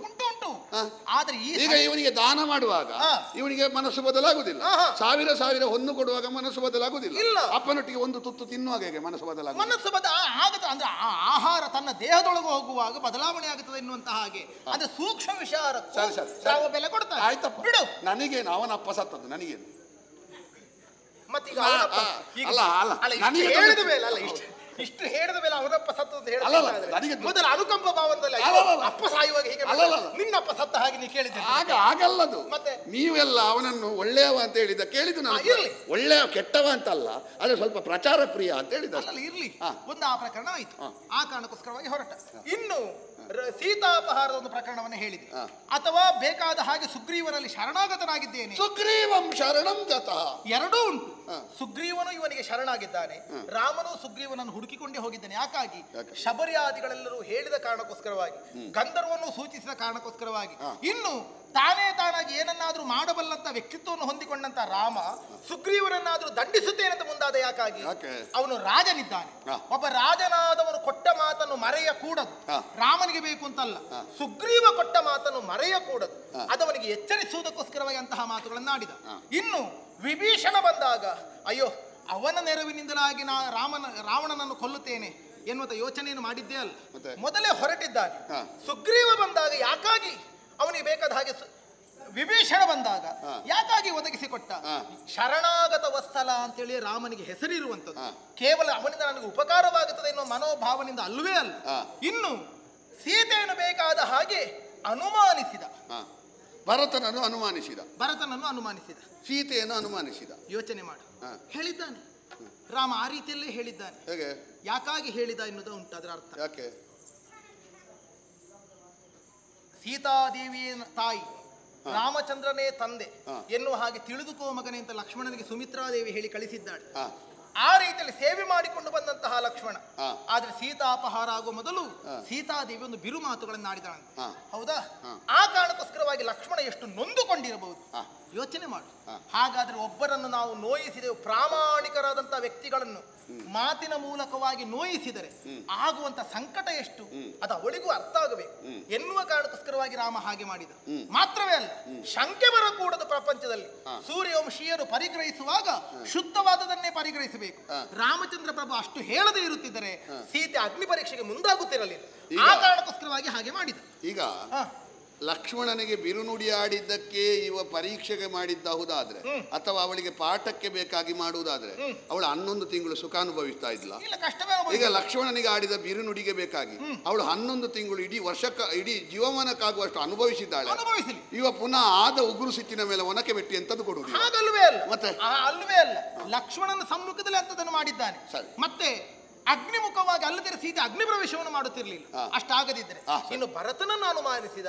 ಅದೇ ಯೋಚನೆ ಮಾಡು, ಒಂದು ತುತ್ತು ಉಂಡರೆ ಹೇಗೆ ಮನ ಪರಿವರ್ತನೆ ಆಗುತ್ತದೋ ಅಷ್ಟು ಸುದೀರ್ಘವಾದಂತಹ ಕಾಲ ರಾಜ್ಯವನ್ನು ಅಪೇಕ್ಷಿಸಿರುವಂತಹ ಭರತನನ್ನು ಎಲ್ಲಿಯಾದ್ರೂ ಪ್ರಜೆಗಳೇ ಒಪ್ಪುತ್ತಿದ್ದಾರೆ ಎನ್ನುವ ಕಾರಣಕ್ಕೋಸ್ಕರವಾಗಿ ರಾಮನನ್ನೇ ಕೊಟ್ಟು ಕಳಿಸಿದ. ಮತ್ತೆ ರಾಮಚಂದ್ರ ಯಾರು, ಸೀತಾದೇವಿ ಯಾರು ಎನ್ನುವುದನ್ನು ನೀನು ಸರಿಯಾಗಿ ಅರ್ಥ ಮಾಡಿಕೊಳ್ಳಿ. ಏನು ಮಾಡಿದ್ದಾರೆ? ಪ್ರಪಂಚವನ್ನೇ ನಡೆಸಬಲ್ಲ ಅಂತಹ ಸೂತ್ರಧಾರರವರಿದ್ದಾರೆ.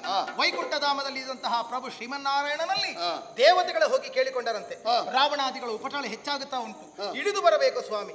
ರಾವಣಾದಿ ದುಷ್ಟರ ಹನನಕ್ಕೋಸ್ಕರವಾಗಿ ನಾನು ಇಳಿದು ಬರ್ತೇನೆ ಅನ್ನುವಂತ ಅಭಯವಾಕ್ಯವನ್ನು ಆ ನಾರಾಯಣ ಸ್ವಾಮಿ ಕೊಟ್ಟಿದ್ದಾನೆ. ಯಾವ ಪ್ರಕೃತಿ ಪುರುಷರೆನ್ನುವ ಹಾಗೆ ನಾವು ಕೊಂಡಾಡುತ್ತೇವೆಯೋ ಅಂತಹ ವಿಶ್ವಮೂರ್ತಿಯಾದಂತಹ ಶ್ರೀಮನ್ನಾರಾಯಣ ಪ್ರಕೃತಿ ಪ್ರಕೃತಿಯ ತತ್ವಕ್ಕೆ ಅನುಗುಣವಾದಂತಹ ಲಕ್ಷ್ಮೀ ದೇವಿ ಸೀತಾದೇವಿಯಾಗಿ ಶ್ರೀರಾಮಚಂದ್ರ ಪ್ರಭುವಾಗಿ ಅವತರಿಸಿ ಬಂದಿದ್ದಾರೆ. ಒಬ್ಬ ಸೂತ್ರಧಾರನಾದವನು, ಅವನಿಗೆ ನಾಟಕದ ಪೂರ್ವ ಯಾವುದು, ಮಧ್ಯ ಯಾವುದು, ಕೊನೆ ಯಾವುದು ಅಂತ ಗೊತ್ತಿರುತ್ತದೆ. ಆದರೂ ಅವನು ಅದರಲ್ಲಿ ಅಭಿನಯಿಸತೊಡಗುತ್ತಾನೆ. ಅವಾಗ ಅಳಬೇಕಾಗುತ್ತದೆ, ನಗಬೇಕಾಗುತ್ತದೆ, ಬೀಳಬೇಕಾಗುತ್ತದೆ, ಏಳಬೇಕಾಗುತ್ತದೆ. ತನಗೆ ಕಥೆಯ ಮರ್ಮ ಗೊತ್ತಿದ್ದರೂ ಕೂಡ ಅಭಿನಯಿಸುತ್ತಾನೆ. ಯಾಕಾಗಿ? ತಾನು ಪಾತ್ರಧಾರಿಯಾಗಿ ಬಂದ ಕಾರಣ. ಪ್ರಭು ಶ್ರೀರಾಮಚಂದ್ರ ಲೋಕವನ್ನೇ ನಡೆಸುವಂತ ವಿಶ್ವಮೂರ್ತಿ. ಅಂತವನ ಅರಿಯದೆ, ಪ್ರಕೃತಿ ಪುರುಷರ ಮಹಿಮೆಯನ್ನು ಅರಿಯದೆ ಮೂಢರ ಹಾಗೆ, ಮೂರ್ಖರ ಹಾಗೆ ಯಾಕಯ್ಯ ವ್ಯವಹಾರವನ್ನು ಮಾಡಿ. ಈಗ ನೀನಿರುವುದು ನಾಟಕ ರಂಗದಲ್ಲಿ ಅಲ್ವಾ? ಹೌದು. ಆ ಪಾತ್ರವನ್ನೇ ವಿಶ್ವಮೂರ್ತಿ ಅಂತ ಹೇಳುದಲ್ವಾ? ಹೌದು, ವಿಶ್ವಮೂರ್ತಿಯ ಪಾತ್ರವಾಗಿದ್ದಾರೆ. ಸರಿ. ಈಗ ನಾವು ನಾಟಕ ರಂಗದಲ್ಲಿರುವಾಗ ಯಜಮಾನನೇ ಬರ್ಲಿ, ಆ ಪಾತ್ರಕ್ಕೆ ಮಾನವ ಅಂತಲೇ ಕೊಡಬೇಡುವ? ಹೌದು, ಮಾನವ ಪಾತ್ರಧಾರಿ ಅವನು ಮಾನವ ರೀತಿಯಲ್ಲಿ ವ್ಯವಹರಿಸಿದ್ದಾನೆ. ಅಂದ್ರೆ ಅವನಿಗೆ ನಾಟಕದ ವ್ಯಾಪ್ತಿ ಉಂಟು. ಈಗ ನಾರಾಯಣನೇ ಹೌದಾದ ಆ ವ್ಯಾಪ್ತಿಯ ಒಳಗಿದ್ದಾನೆ. ನಮ್ಮದು ಹಾಗಲ್ಲ. ಮತ್ತೆ ನಾಟಕ ರಂಗದಲ್ಲಿ ಇರ್ಲಿ, ನೇಪಥ್ಯದಲ್ಲಿ ಇರ್ಲಿ, ಬೀದಿಯಲ್ಲಿ ಇರ್ಲಿ, ಕೈ ಮುಗಿಯುವ ಪೂಜಾ ಮಂದಿರದಲ್ಲಿದ್ದಾನೆ. ಹರನು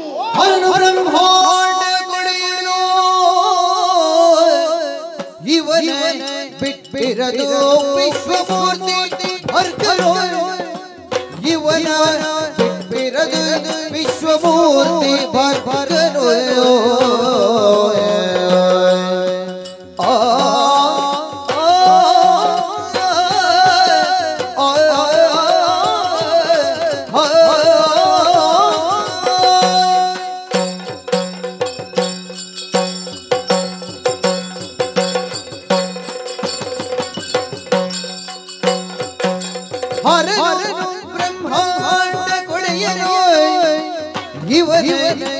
ಬಿಟ್ಟಿರದು ವಿಶ್ವಮೂರ್ತಿ ಅರ್ಕರೋ, ಇವನ ಬಿಟ್ಟಿರದು ವಿಶ್ವಮೂರ್ತಿ ಬರ್ಬನೋ.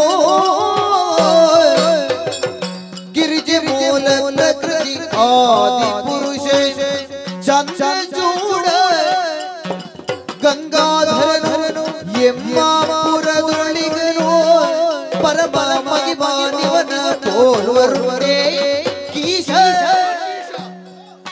ಪರಮ ಮಗಿಮಾನಿವನ ತೋಲ್ವರುವರೇ ಕೀಶ. ಮರುಳಿಗೆ ಮುಚ್ಚುವದನವ ಕೀಶ. ಹರ ಬ್ರಹ್ಮಾಂಡ ಕೊಡಿಯನು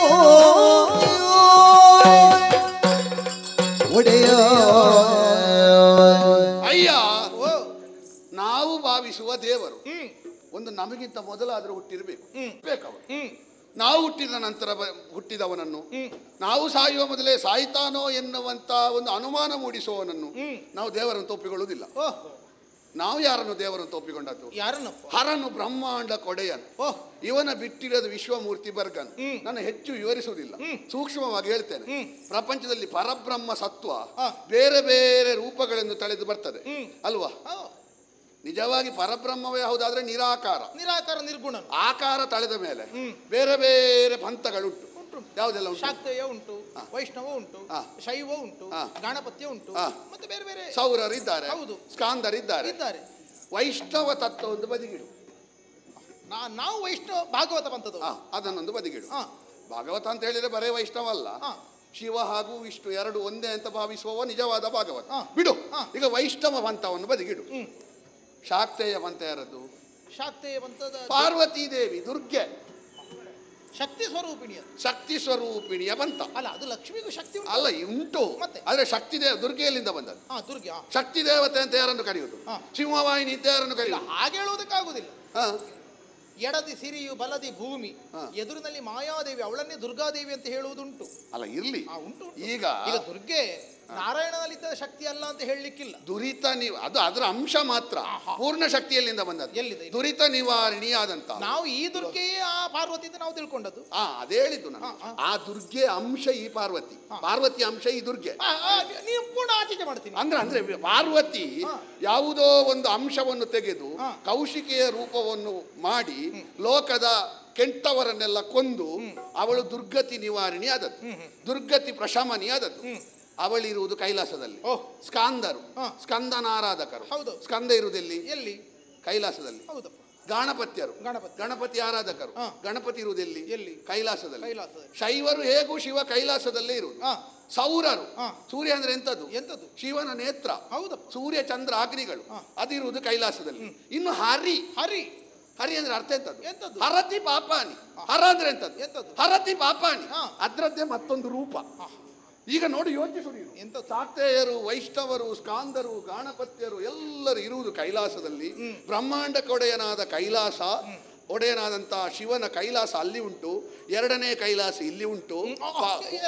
ಎರಡನೇ ಕೈಲಾಸ, ಜ್ಯೋತಿರ್ಮಯದ ಎರಡನೇ ಕೈಲಾಸ. ನಿಮ್ಮ ಮನೆ ಅಲ್ಲಿರುವುದು ಒಂದನೇ ಪಾರ್ವತಿ, ಇಲ್ಲಿ ನನ್ನ ಮಗಳು ಎರಡನೇ ಪಾರ್ವತಿ. ಈಗ ಬದಲ ಅಲ್ಲಿಯೂ ಬೇಕಾದಾಗೆ ಒಡೆಯುತ್ತದೆ. ಅದು ಎಲ್ಲವೂ ಹಾಗೆ ಮೂಲ ತತ್ವ ಒಡೆಯುತ್ತದೆ. ಒಡೆಯುವುದಂದ್ರೆ ಹಾಗಲ್ಲ, ಪಾರ್ವತಿ ಅಂತಲ್ಲ, ಎರಡನೇ ಪಾರ್ವತಿ. ಎರಡನೇ. ಇಲ್ಲಿರುವುದು ಶಿವ ಎರಡನೇ ಶಿವ ಅಲ್ಲ, ಅವ ಮೂಲ ಶಿವನೇ. ಕೈಲಾಸ ಎರಡನೇ ಕೈಲಾಸ. ಹಾಗಾಗಿ ಅಲ್ಲಿಂದ ಇಲ್ಲಿಗೆ ಬಂದಿದೆ. ಪ್ರಮಥ ಗಣಗಳೆಲ್ಲ ಇಲ್ಲೇ ಇದ್ದ. ಅದು ಹಾಗೆ ದೊಡ್ಡ ದೊಡ್ಡ. ನಿನ್ನ ನೋಡೋ ಗೊತ್ತಾಗ್ತದೆ ಗಣ ಅಂತ. ಯಾವ ಗಣ? ಅಲ್ಲ, ಶಿವಗಣ. ಶಿವಗಣ ಅಂತ ಹೇಳಿದ್ರೆ ನಾವು ಶಿವನನ್ನು ಆರಾಧಿಸುವವರು. ಶಿವನಿಗೆ ಮಾವನಾದ್ರೂ ಅವನ ಭಕ್ತ. ಭಕ್ತ ಭಕ್ತ. ಮತ್ತೆ ಇನ್ನೊಂದುಂಟು, ಎಂತದ್ದು? ಹೆಚ್ಚು ಪ್ರಚಾರಕ್ಕೆ ಬಂದದ್ದೆಲ್ಲ ಅದು ಒಂದರಲ್ಲೇ ನಿಲ್ಲುವುದಿಲ್ಲ, ಅದು ಎರಡನೇ ಭಾಗ ಆಗ್ತದೆ. ಕೈಲಾಸ ಎರಡು, ಪಾರ್ವತಿ ಎರಡು, ಈಗ ಎರಡನೇ ಭಾಗ. ಇದು ಎರಡನೇದು ಜ್ಯೋತಿರ್ಮಯದ. ಹರನು ಬ್ರಹ್ಮಾಂಡ ಕೊಡೆಯನು. ಹಾಗಾಗಿದೆ ಎರಡನೇ ಭಾಗದ ಪ್ರಚಾರ. ಇಷ್ಟು ಪ್ರಚಾರಕ್ಕೆ ಈಗ ಬಂದದ್ದು ನೋಡಿ ಜ್ಯೋತಿರ್ಮಯದ. ಹೌದು, ಇದುವರೆಗೆ ಪ್ರಚಾರದಲ್ಲೇ ಇಲ್ಲ. ಇಲ್ಲ ಇಲ್ಲ, ಅದು ಆಗ್ಲಿ. ಅದು ಮೆರೆದ ಮೇಲೆ ಎರಡನೇ ಕೈಲಾಸ ಅಂತ ಆಗಬೇಕು ಅಂತ ಆಗಿದ್ರೆ ನಾವು ಬರ್ಬೇಕಾಯ್ತಲ್ಲ. ಅಲ್ಲಲ್ಲ, ನಾವು ಬಂದ ಮೇಲೆ ಅಲ್ವ ಎರಡನೇ ಕೈಲಾಸ? ಅಲ್ಲಲ್ಲ, ಕೈಲಾಸ ಮೊದಲೇ ಉಂಟು. ಎರಡನೇ ಕೈಲಾಸ ಅಂತ ಹೇಳಿದ್ದು ನಿನಗೆ. ಎರಡನೇ ಕೈಲಾಸ ಅಂತ ಪ್ರಪಂಚಕ್ಕೆ ಗೊತ್ತಾಗಬೇಕು ಅಂತಾದ್ರೆ ರಾಮಸೇನೆ ಬರಬೇಕಾಯ್ತಲ್ಲ. ಪ್ರಪಂಚಕ್ಕೆ ಅಂದ್ರೆ ನಿನಗೆ, ಉಳಿದವರಿಗೆ ಗೊತ್ತುಂಟು. ಗೊತ್ತುಂಟಾ? ಹಾಗಾಗಿ ಅಲ್ವಾ ನೀನು ಸಂಧಾನಕ್ಕೆ ಬಂದದ್ದು. ಇದು ಎರಡನೇ ಕೈಲಾಸವಾದ ಕಾರಣ ನೀನು ಬಂದದ್ದು. ಇವನ ಬಿಟ್ಟಿರೋದು ವಿಶ್ವಮೂರ್ತಿ ಬರ್ಗನ್. ಗಿರಿಜೆ ಮೂಲ ಪ್ರಕೃತಿ, ಇವ ಮೂಲ ಪುರುಷ. ಚಂದ್ರಚೂಡ ಗಂಗಾಧರ ಎಮ್ಮಪುರದೊಳಗಿಹನು. ಓ ಮಂಗ ಮುಚ್ಚುಬಾಯಿ, ನಿನಗೆ ಮರಳು. ಓಂ ನಮ ಶಿವಾಯ ಅಂತ ಹೇಳು. ಇಲ್ವೇ ಇಲ್ಲ, ಯೋಚನೆಯನ್ನು ಮಾಡು. 14 ಜಗತ್ತುಗಳು ಪ್ರಪಂಚದ ಬ್ರಹ್ಮಾಂಡ ಭಾಂಡೋದರ ಅಂತ ಹೊಗಳಿಸಿಕೊಂಡದಿದ್ದರೆ ಶ್ರೀಮನ್ನಾರಾಯಣನೇ ಹೌದು ತಾನೆ. ಹಾಗಾದ್ರೆ ಜಗತ್ ಕ್ಷೇಮವನ್ನು ಸಾಧಿಸುವ ಆತವನು ನಾರಾಯಣನೇ ಇದ್ದಾನೆ. ನೀವು ಹಾಗೆ ಹೇಳಿದರೆ ನಾರಾಯಣ ದೇವನಿಂದಲೇ ಬ್ರಹ್ಮದೇವ ಹುಟ್ಟಿಕೊಂಡ, ಬ್ರಹ್ಮದೇವನೇ ರುದ್ರನನ್ನು ಹಾಗೂ ಮನ್ಮಥನನ್ನು ಸೃಷ್ಟಿಸಿದ ಎನ್ನುವ ಹಾಗೆ ಕಥೆಗಳಿರುವಂತದ್ದು ನಾವು ಹೇಳುವ. ನಾನು ಶಿವಪುರಾಣದ 8 ಕಥೆ ಹೇಳಿ. ಹೌದಾ? ಅದು ಆಗ್ಲಿಕ್ಕಿಲ್ಲ, ಅದು ಮುಗಿಲಿಕ್ಕಿಲ್ಲ. ಕೇತಕಿ ಶಾಪ ಗೊತ್ತುಂಟ ನಿನಗೆ? ಗೊತ್ತುಂಟು. ಲಿಂಗನ ಹುಡುಕಲಿಕ್ಕೆ ಹೋಗಿ ಇಬ್ಬರಿಗೂ ಸಿಗಲಿಲ್ಲ. ಅದು ಆ ಕಥೆ ಹೇಳಲಿಕ್ಕೆ ಹೊರಟ್ರೆ ಆಗ್ಲಿಕ್ಕಿಲ್ಲ. ಈಗ ನಿನ್ನದು, ಈಗ ನೀನು ಕೈಲಾಸ ದೊಡ್ಡದಂತ ಹೇಳ್ತೀಯಲ್ಲ, ನಿನ್ನ ಕೈಲಾಸ ಇರುವುದು ಎಲ್ಲಿಯೋ, ಭೂಭಾಗದಲ್ಲಿ ಎಲ್ಲಿಯೋ ಒಂದಿಷ್ಟು ಎತ್ತರದ ಪ್ರದೇಶದಲ್ಲಿ, ಸಮುದ್ರ ಮಟ್ಟಕ್ಕಿಂತ ಎಷ್ಟು ಎತ್ತರದಲ್ಲಿ ಇರುವಂತದ್ದು. ನಮ್ಮ ಅಂತಹ ವೈಕುಂಠ ಹಾಗಲ್ಲ. ಅಯ್ಯೋ, ಭೂಲೋಕ, ಭೂರ್ಲೋಕ, ಸೂರ್ಲೋಕ, ಮಹರ್ಲೋಕ, ತಪೋಲೋಕ, ಜನಲೋಕ, ಸತ್ಯಲೋಕ, ಅದಕ್ಕಿಂತಲೂ ಎತ್ತರದಲ್ಲಿ ಇರುವಂತಹ ವೈಕುಂಠ ಮುಕ್ತಿಧಾಮ. ಅಷ್ಟು ಎತ್ತರದಲ್ಲಿರುವಂತ ಅವ ದೊಡ್ಡವನ, ಎಲ್ಲೋ ಒಂದು ಗುಡ್ಡೆಯ ಮೇಲೆ ಕೂತ ನಿನ್ನ ಶಿವ ದೊಡ್ಡವನ. ನಿನ್ನದು ಎಂತದ್ದು? ಕಿಷ್ಕಿಂದ ಎತ್ತರದಲ್ಲಿ ಉಂಟಾ, ಅಯೋಧ್ಯೆ ಎತ್ತರದಲ್ಲಿ ಉಂಟಾ? ಎಂತದ್ದು? ನಾವು ಇನ್ನೂ ಲೆಕ್ಕ ಇಡ್ಲಿಲ್ಲ. ನಾವು ಅಯೋಧ್ಯೆಗೆ ಹೋದ ಮೇಲೆ ಕಿಷ್ಕಿಂದ ಬೆಟ್ಟ ಅಲ್ವಾ? ಹೌದು. ಅಯೋಧ್ಯೆ ಕೆಳಗೆ ಅಲ್ವಾ? ಇರ್ಬೋದು. ಜಾಗ ಮೇಲೆ ಇದ್ದ ಕಾರಣ ಅವ ಗೌರವದಲ್ಲಿ ಮೇಲೆ ಅಂತ ಗೌರವದಲ್ಲಿ ಮೇಲೆ ಅಂತ ಪುಣ್ಯ. ಈಗ ಯೋಚಿಸು ನೀನು. ಏನು? ಪಾತಾಳ ರಸಾತಳದಲ್ಲಿ ಬಲಿಯ ಕಾವಲುಗಾರನಾಗಿ ಗದಾಧರ ಮೂರ್ತಿ ಕೆಳಗಿದ್ದಾನೆ. ಇಲ್ಲಿ ಯಾವನೋ ಕಾವಲುಗಾರ ಇರ್ತಾನೆ. ಅವ ಪಾತಾಳದಲ್ಲಿರುವ ಕಾವಲುಗಾರ, ಅವನಿಗಿಂತ ನಾನು ಮೇಲೆ ಅಂತ ಹೇಳಲಿಕ್ಕೆ ಆಗುದಿಲ್ಲ. ನಿನಗೆ ಅದಕ್ಕೆ ಮಂಗ ಅಂತ ಹೇಳುದು. ಕೆಲವೊಮ್ಮೆ ಮೇಲೆ ಇದ್ದದ್ದು ದೊಡ್ಡದಿರ್ತದೆ, ಕೆಳಗಿದ್ದದ್ದು ದೊಡ್ಡದಿರ್ತದೆ, ಮೇಲೆ ಇದ್ದದ್ದು ಸಣ್ಣದಿರ್ತದೆ. ಈಗ ನಾವು ನಡ್ಕೊಂಡು ಹೋಗುವಾಗ ನೀವು ಮಂಗಗಳು ಮರದ ಮೇಲೆ ಇರುವುದಿಲ್ವಾ? ಆನೆಯ ಮೇಲೆ ನಾವು ಹೋಗ್ತೇವೆ. ನಿಮ್ಮನ್ನು ದೊಡ್ಡದನ್ನು ಒಪ್ಪಿಕೊಳ್ಳಿಕ್ಕೆ ಆಗ್ತದ? ಈಗ ಯೋಚನೆ ಮಾಡು. ಅಂತಹ ಇನ್ನು ಕೇಳ್ತೀಯ ನೀನು? ನಿನಗೆ ಯಾರೋ ತಪ್ಪು ಮಾಹಿತಿ ಕೊಟ್ಟಿದ್ದಾರೆ. ಹೇಗೆ? ಪ್ರಪಂಚದಲ್ಲಿ ಅತಿ ಎತ್ತರದ ಜಾಗ ಯಾವುದು ಅಂತ ಕೇಳು. ಯಾವುದು? ಗೌರಿ ಶಂಕರ. ಯಾವ ಪ್ರಪಂಚದಲ್ಲಿ? ಭೂಲೋಕದಲ್ಲಿ. ಅದು ಭೂಲೋಕದಲ್ಲಿ ಮಾತ್ರ ಅಲ್ಲ, ಮತ್ತೆಂತದ್ದು? ಈಗ ಪಾತಾಳ ಇರುವುದು ಎಲ್ಲಿ? ಪಾತಾಳ ಇರುವುದೆಲ್ಲಿ? ಎಲ್ಲಿ? ಎಲ್ಲಿ? 7 ಕಡಲು ಹೇಳಂತೆ ನೀನು. ಹೌದಾ? ಉಂಟಲ್ಲ, ಯಾವುದೆಲ್ಲ? ಲವಣ ಸಮುದ್ರ, ಇಕ್ಷ ಸಮುದ್ರ. ಹೌದಾ? ಉಂಟಾ? ಅದು ಹೇಗೆ? ಅದು ಕೆಳಗೆ ಹೋಗುದು ಹೇಗೆ? ಅದು ಎಂತದಕ್ಕೆ? ನೀರ ಕಡಲು, ಹೌದು, ರಕ್ತದ ಕಡಲು, ಇದೆಲ್ಲ ಕೆಳಗೆ ಹೋಗುದು ಹೇಗೆ? ಅದು ಹಾಲಿನ ಕಡಲು ಕೆಳಗೆ ಹೋಗುದು ಹೇಗೆ? ನೀನು ಸುಮ್ಮನಿರು, ಅದು ಮೇಲೆ ಕೆಳಗೆ ಬಿಡು. ಹರನ ಭಜನೆ ಮಾಡು. ಓಂ ನಮ ಸದಾಶಿವ ಅಂತ ಹೇಳು. ಅಲ್ಲಲ್ಲ, ಹಾಗಿಲ್ಲ. ನಿಮ್ಮ ಈಶ್ವರ ದೇವರೇ ರಾಮನಾಮವನ್ನು ಹೇಳಿದ್ದಾರೆ. ಸೋಮಶೇಖರನು ತನ್ನ ಬಾಮೆಗೆ ಹೇಳಿದ ಮಂತ್ರ. ಎಲ್ಲರೂ ಪ್ರಪಂಚದಲ್ಲಿ ಭಜನೆ ಮಾಡ್ತಾರೆ, ನೀನು ಭಜನೆ ಮಾಡದಿದ್ದ ಯಾಕೆ? ಭಜನೆ ಸಂಘಕ್ಕಾದ್ರೂ ಯಾಕದು? ವಿಷ ಕುಡಿದಾಗ ಅವನಿಗೆ ಉರಿ ಹೆಚ್ಚಾಯ್ತಂತೆ. ಆಗ ರಾಮ ಅಂತ ಹೇಳಿದನಂತೆ. ಆಗ ತಣ್ಣಗಾಯ್ತಂತೆ ನಿಮ್ಮ ಶಿವರಿಗೆ. ಯಾರು ಹೇಳಿದ್ದು? ನಾವು ಹೇಳುದು, ರಾಮ ಭಕ್ತರು. ನೀವೇ ಒಂದು ಕಥೆ ಬರೆಯುವುದು. ರಾಮ ಎನ್ನುವ ಶಬ್ದವೇ ಅವ ವಿಷ ಕುಡಿಯುವಾಗಿರ್ಲಿಲ್ಲ. ವಿಷಕಂಠ ಸಮುದ್ರ ಮತನ ಬಿಡು. ಒಳಿತು ನಿನಗೆ ದೇವನಾಗಿ. ನನಗೆ ದೇವರೇ, ನೀನು ಒಪ್ಪಿಕೋ. ನೀನು ಮಂಗ. ಜೇನುತುಪ್ಪ ಎಷ್ಟು ಸಿಹಿ ಉಂಟು ಅಂತ ಹೇಳಿದ್ರು ಬಾಳೆಹಣ್ಣು ತಿನ್ನುವ ಜಾತಿ, ಕೊಳ್ತೆ ಹೋಗುವ ಬಾಳೆಹಣ್ಣು. ಈ ಜೇನುತುಪ್ಪ ತಿನ್ಲಿಕ್ಕಿಲ್ಲ.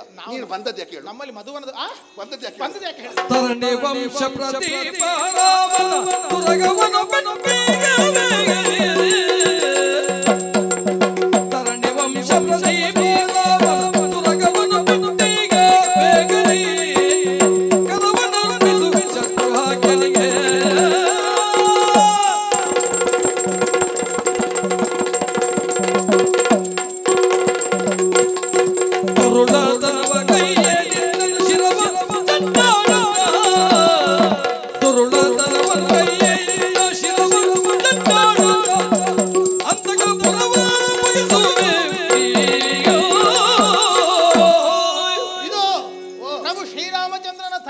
ಪ್ರದೀಪರಾಮನ ಕುದುರೆಯನ್ನು ಬಂಧಿಸಿದ್ದೀರಿ. ಕುದುರೆಯನ್ನು ನೀವು ಬಿಟ್ಟಿರಿ ಅಂತ ಆದ್ರೆ ಪುತ್ರ ಮಿತ್ರಾದಿಗಳ ಜೊತೆಲಿ ಬದುಕುವುದಕ್ಕೆ ಸಾಧ್ಯ ಉಂಟು. ಆದ್ರೆ ಯಮನಾಲಯವನ್ನು ಸೇರುತ್ತೀರಿ. ಬಂಧಿಸಿದ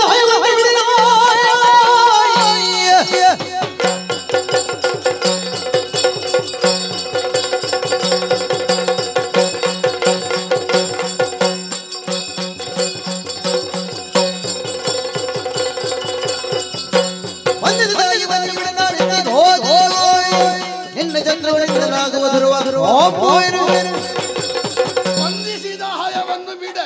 ಅವ ದೊಡ್ಡ ದೊಂಡನಾಯಕನ ಶತ್ರುಘ್ನ. ಅವನಿಂದ ಏನಾಗ್ತದೆ ನೋಡ್ತೇನೆ. ಅಧಿಕ ಪ್ರಸಂಗ ಮಾತಾಡಿದ ಕಂಬಕ್ಕೆ ಕಟ್ಟಿ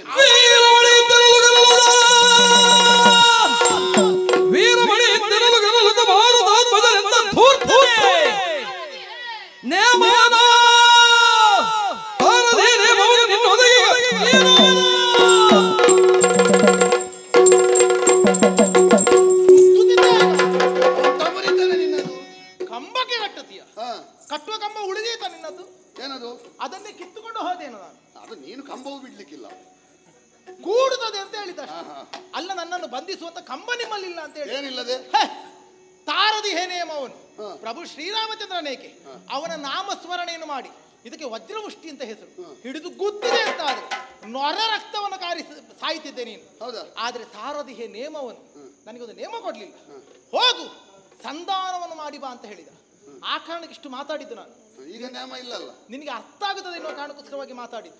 ಬೇರೆಯವರಾದ್ರೆ ಇಷ್ಟೊತ್ತು ಮಾತಾಡ್ತಿರ್ಲಿಲ್ಲ. ಬಿಡು. ಹೋಗುತ್ತೇನೆ. ಈಗ ನೇಮ ಇರ್ತಿದ್ರೆ ಏನು ಮಾಡ್ತಿದ್ದೀನಿ? ಎಂತದ್ದು ನೇಮ ಇರ್ತಿದ್ರೆ ಬೇಕಾದ ಹಾಗೆ ಮುಗಿಸ್ತಿದ್ದೆ ನಿಂದ. ನೀನು ಲಂಕಾದಾನ ಮಾಡುವಾಗ ನೇಮ ತಗೊಂಡಿದ್ಯಾ? ಎಲ್ಲಿ? ಪಾಪಿ. ಅಲ್ಲಿ ಮಾಡಬಾರ್ದು ಅಂತ ಹೇಳಿಲ್ಲ. ಅಲ್ಲ, ಮಾಡ್ಬೇಕು ಅಂತ ಹೇಳಿ. ಅದಿಲ್ಲ. ಅಲ್ಲಿ ಜಾಂಬವರು ಹೇಳಿದ್ದಾರೆ, ಎಲ್ಲಿ ಕೊಕ್ಕದೆ ಕೊನರದೆ ಎಷ್ಟು ಬೇಕೋ ಅಷ್ಟು ಮಾಡಿಕೊಂಡು ಬರೋದಕ್ಕೆ ನೀನೇ ಸಾಮರ್ಥ್ಯವಂತ ಅಂತ ಅವರು ಹೇಳಿದ್ದಾರೆ. ಈಗ ಹೇಳಿದ್ದಾರೆ ದೂತನಾಗಿ ಹೋದವ ಅದೆಲ್ಲ ಅಧಿಕ ಪ್ರಸಂಗ ಮಾಡ್ಲಿಕ್ಕೆ ಉಂಟಾ? ಅದು ಕೂಡ್ತದೆ ನನ್ನಿಂದ. ಕೂಡ್ತದೆ. ನೋಡು, ಇಲ್ಲಿ ಕೂಡಿದ್ರೆ ಮಾಡು. ಆಗುತ್ತದೆ.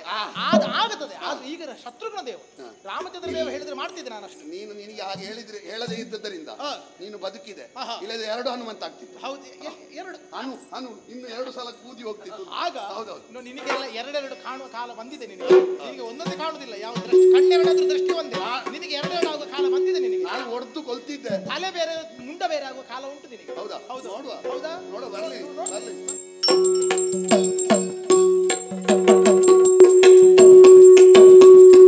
ಹೊಡೆದು ಕೊಲ್ತಿದ್ದೆ. ಆದ್ರೆ ಒಂದು ನಮಗೆ ಭಯ ಆಗುದು. ಕೆಲವು ವರ್ಷದ ಹಿಂದೆ ಒಂದು ರೋಗ ಬಂದಿದೆ. ಪುನಃ ಈ ಮಂಗ ಸತ್ತು ಮಂಗನ ಕಾಯಿಲೆ ಬರುದು ಯಾಕೆ? ಅದಕ್ಕೆ ಬಿಟ್ಟದ್ದು. ನೋಡುವ ಯಾರು ಬರ್ತಾರೆ.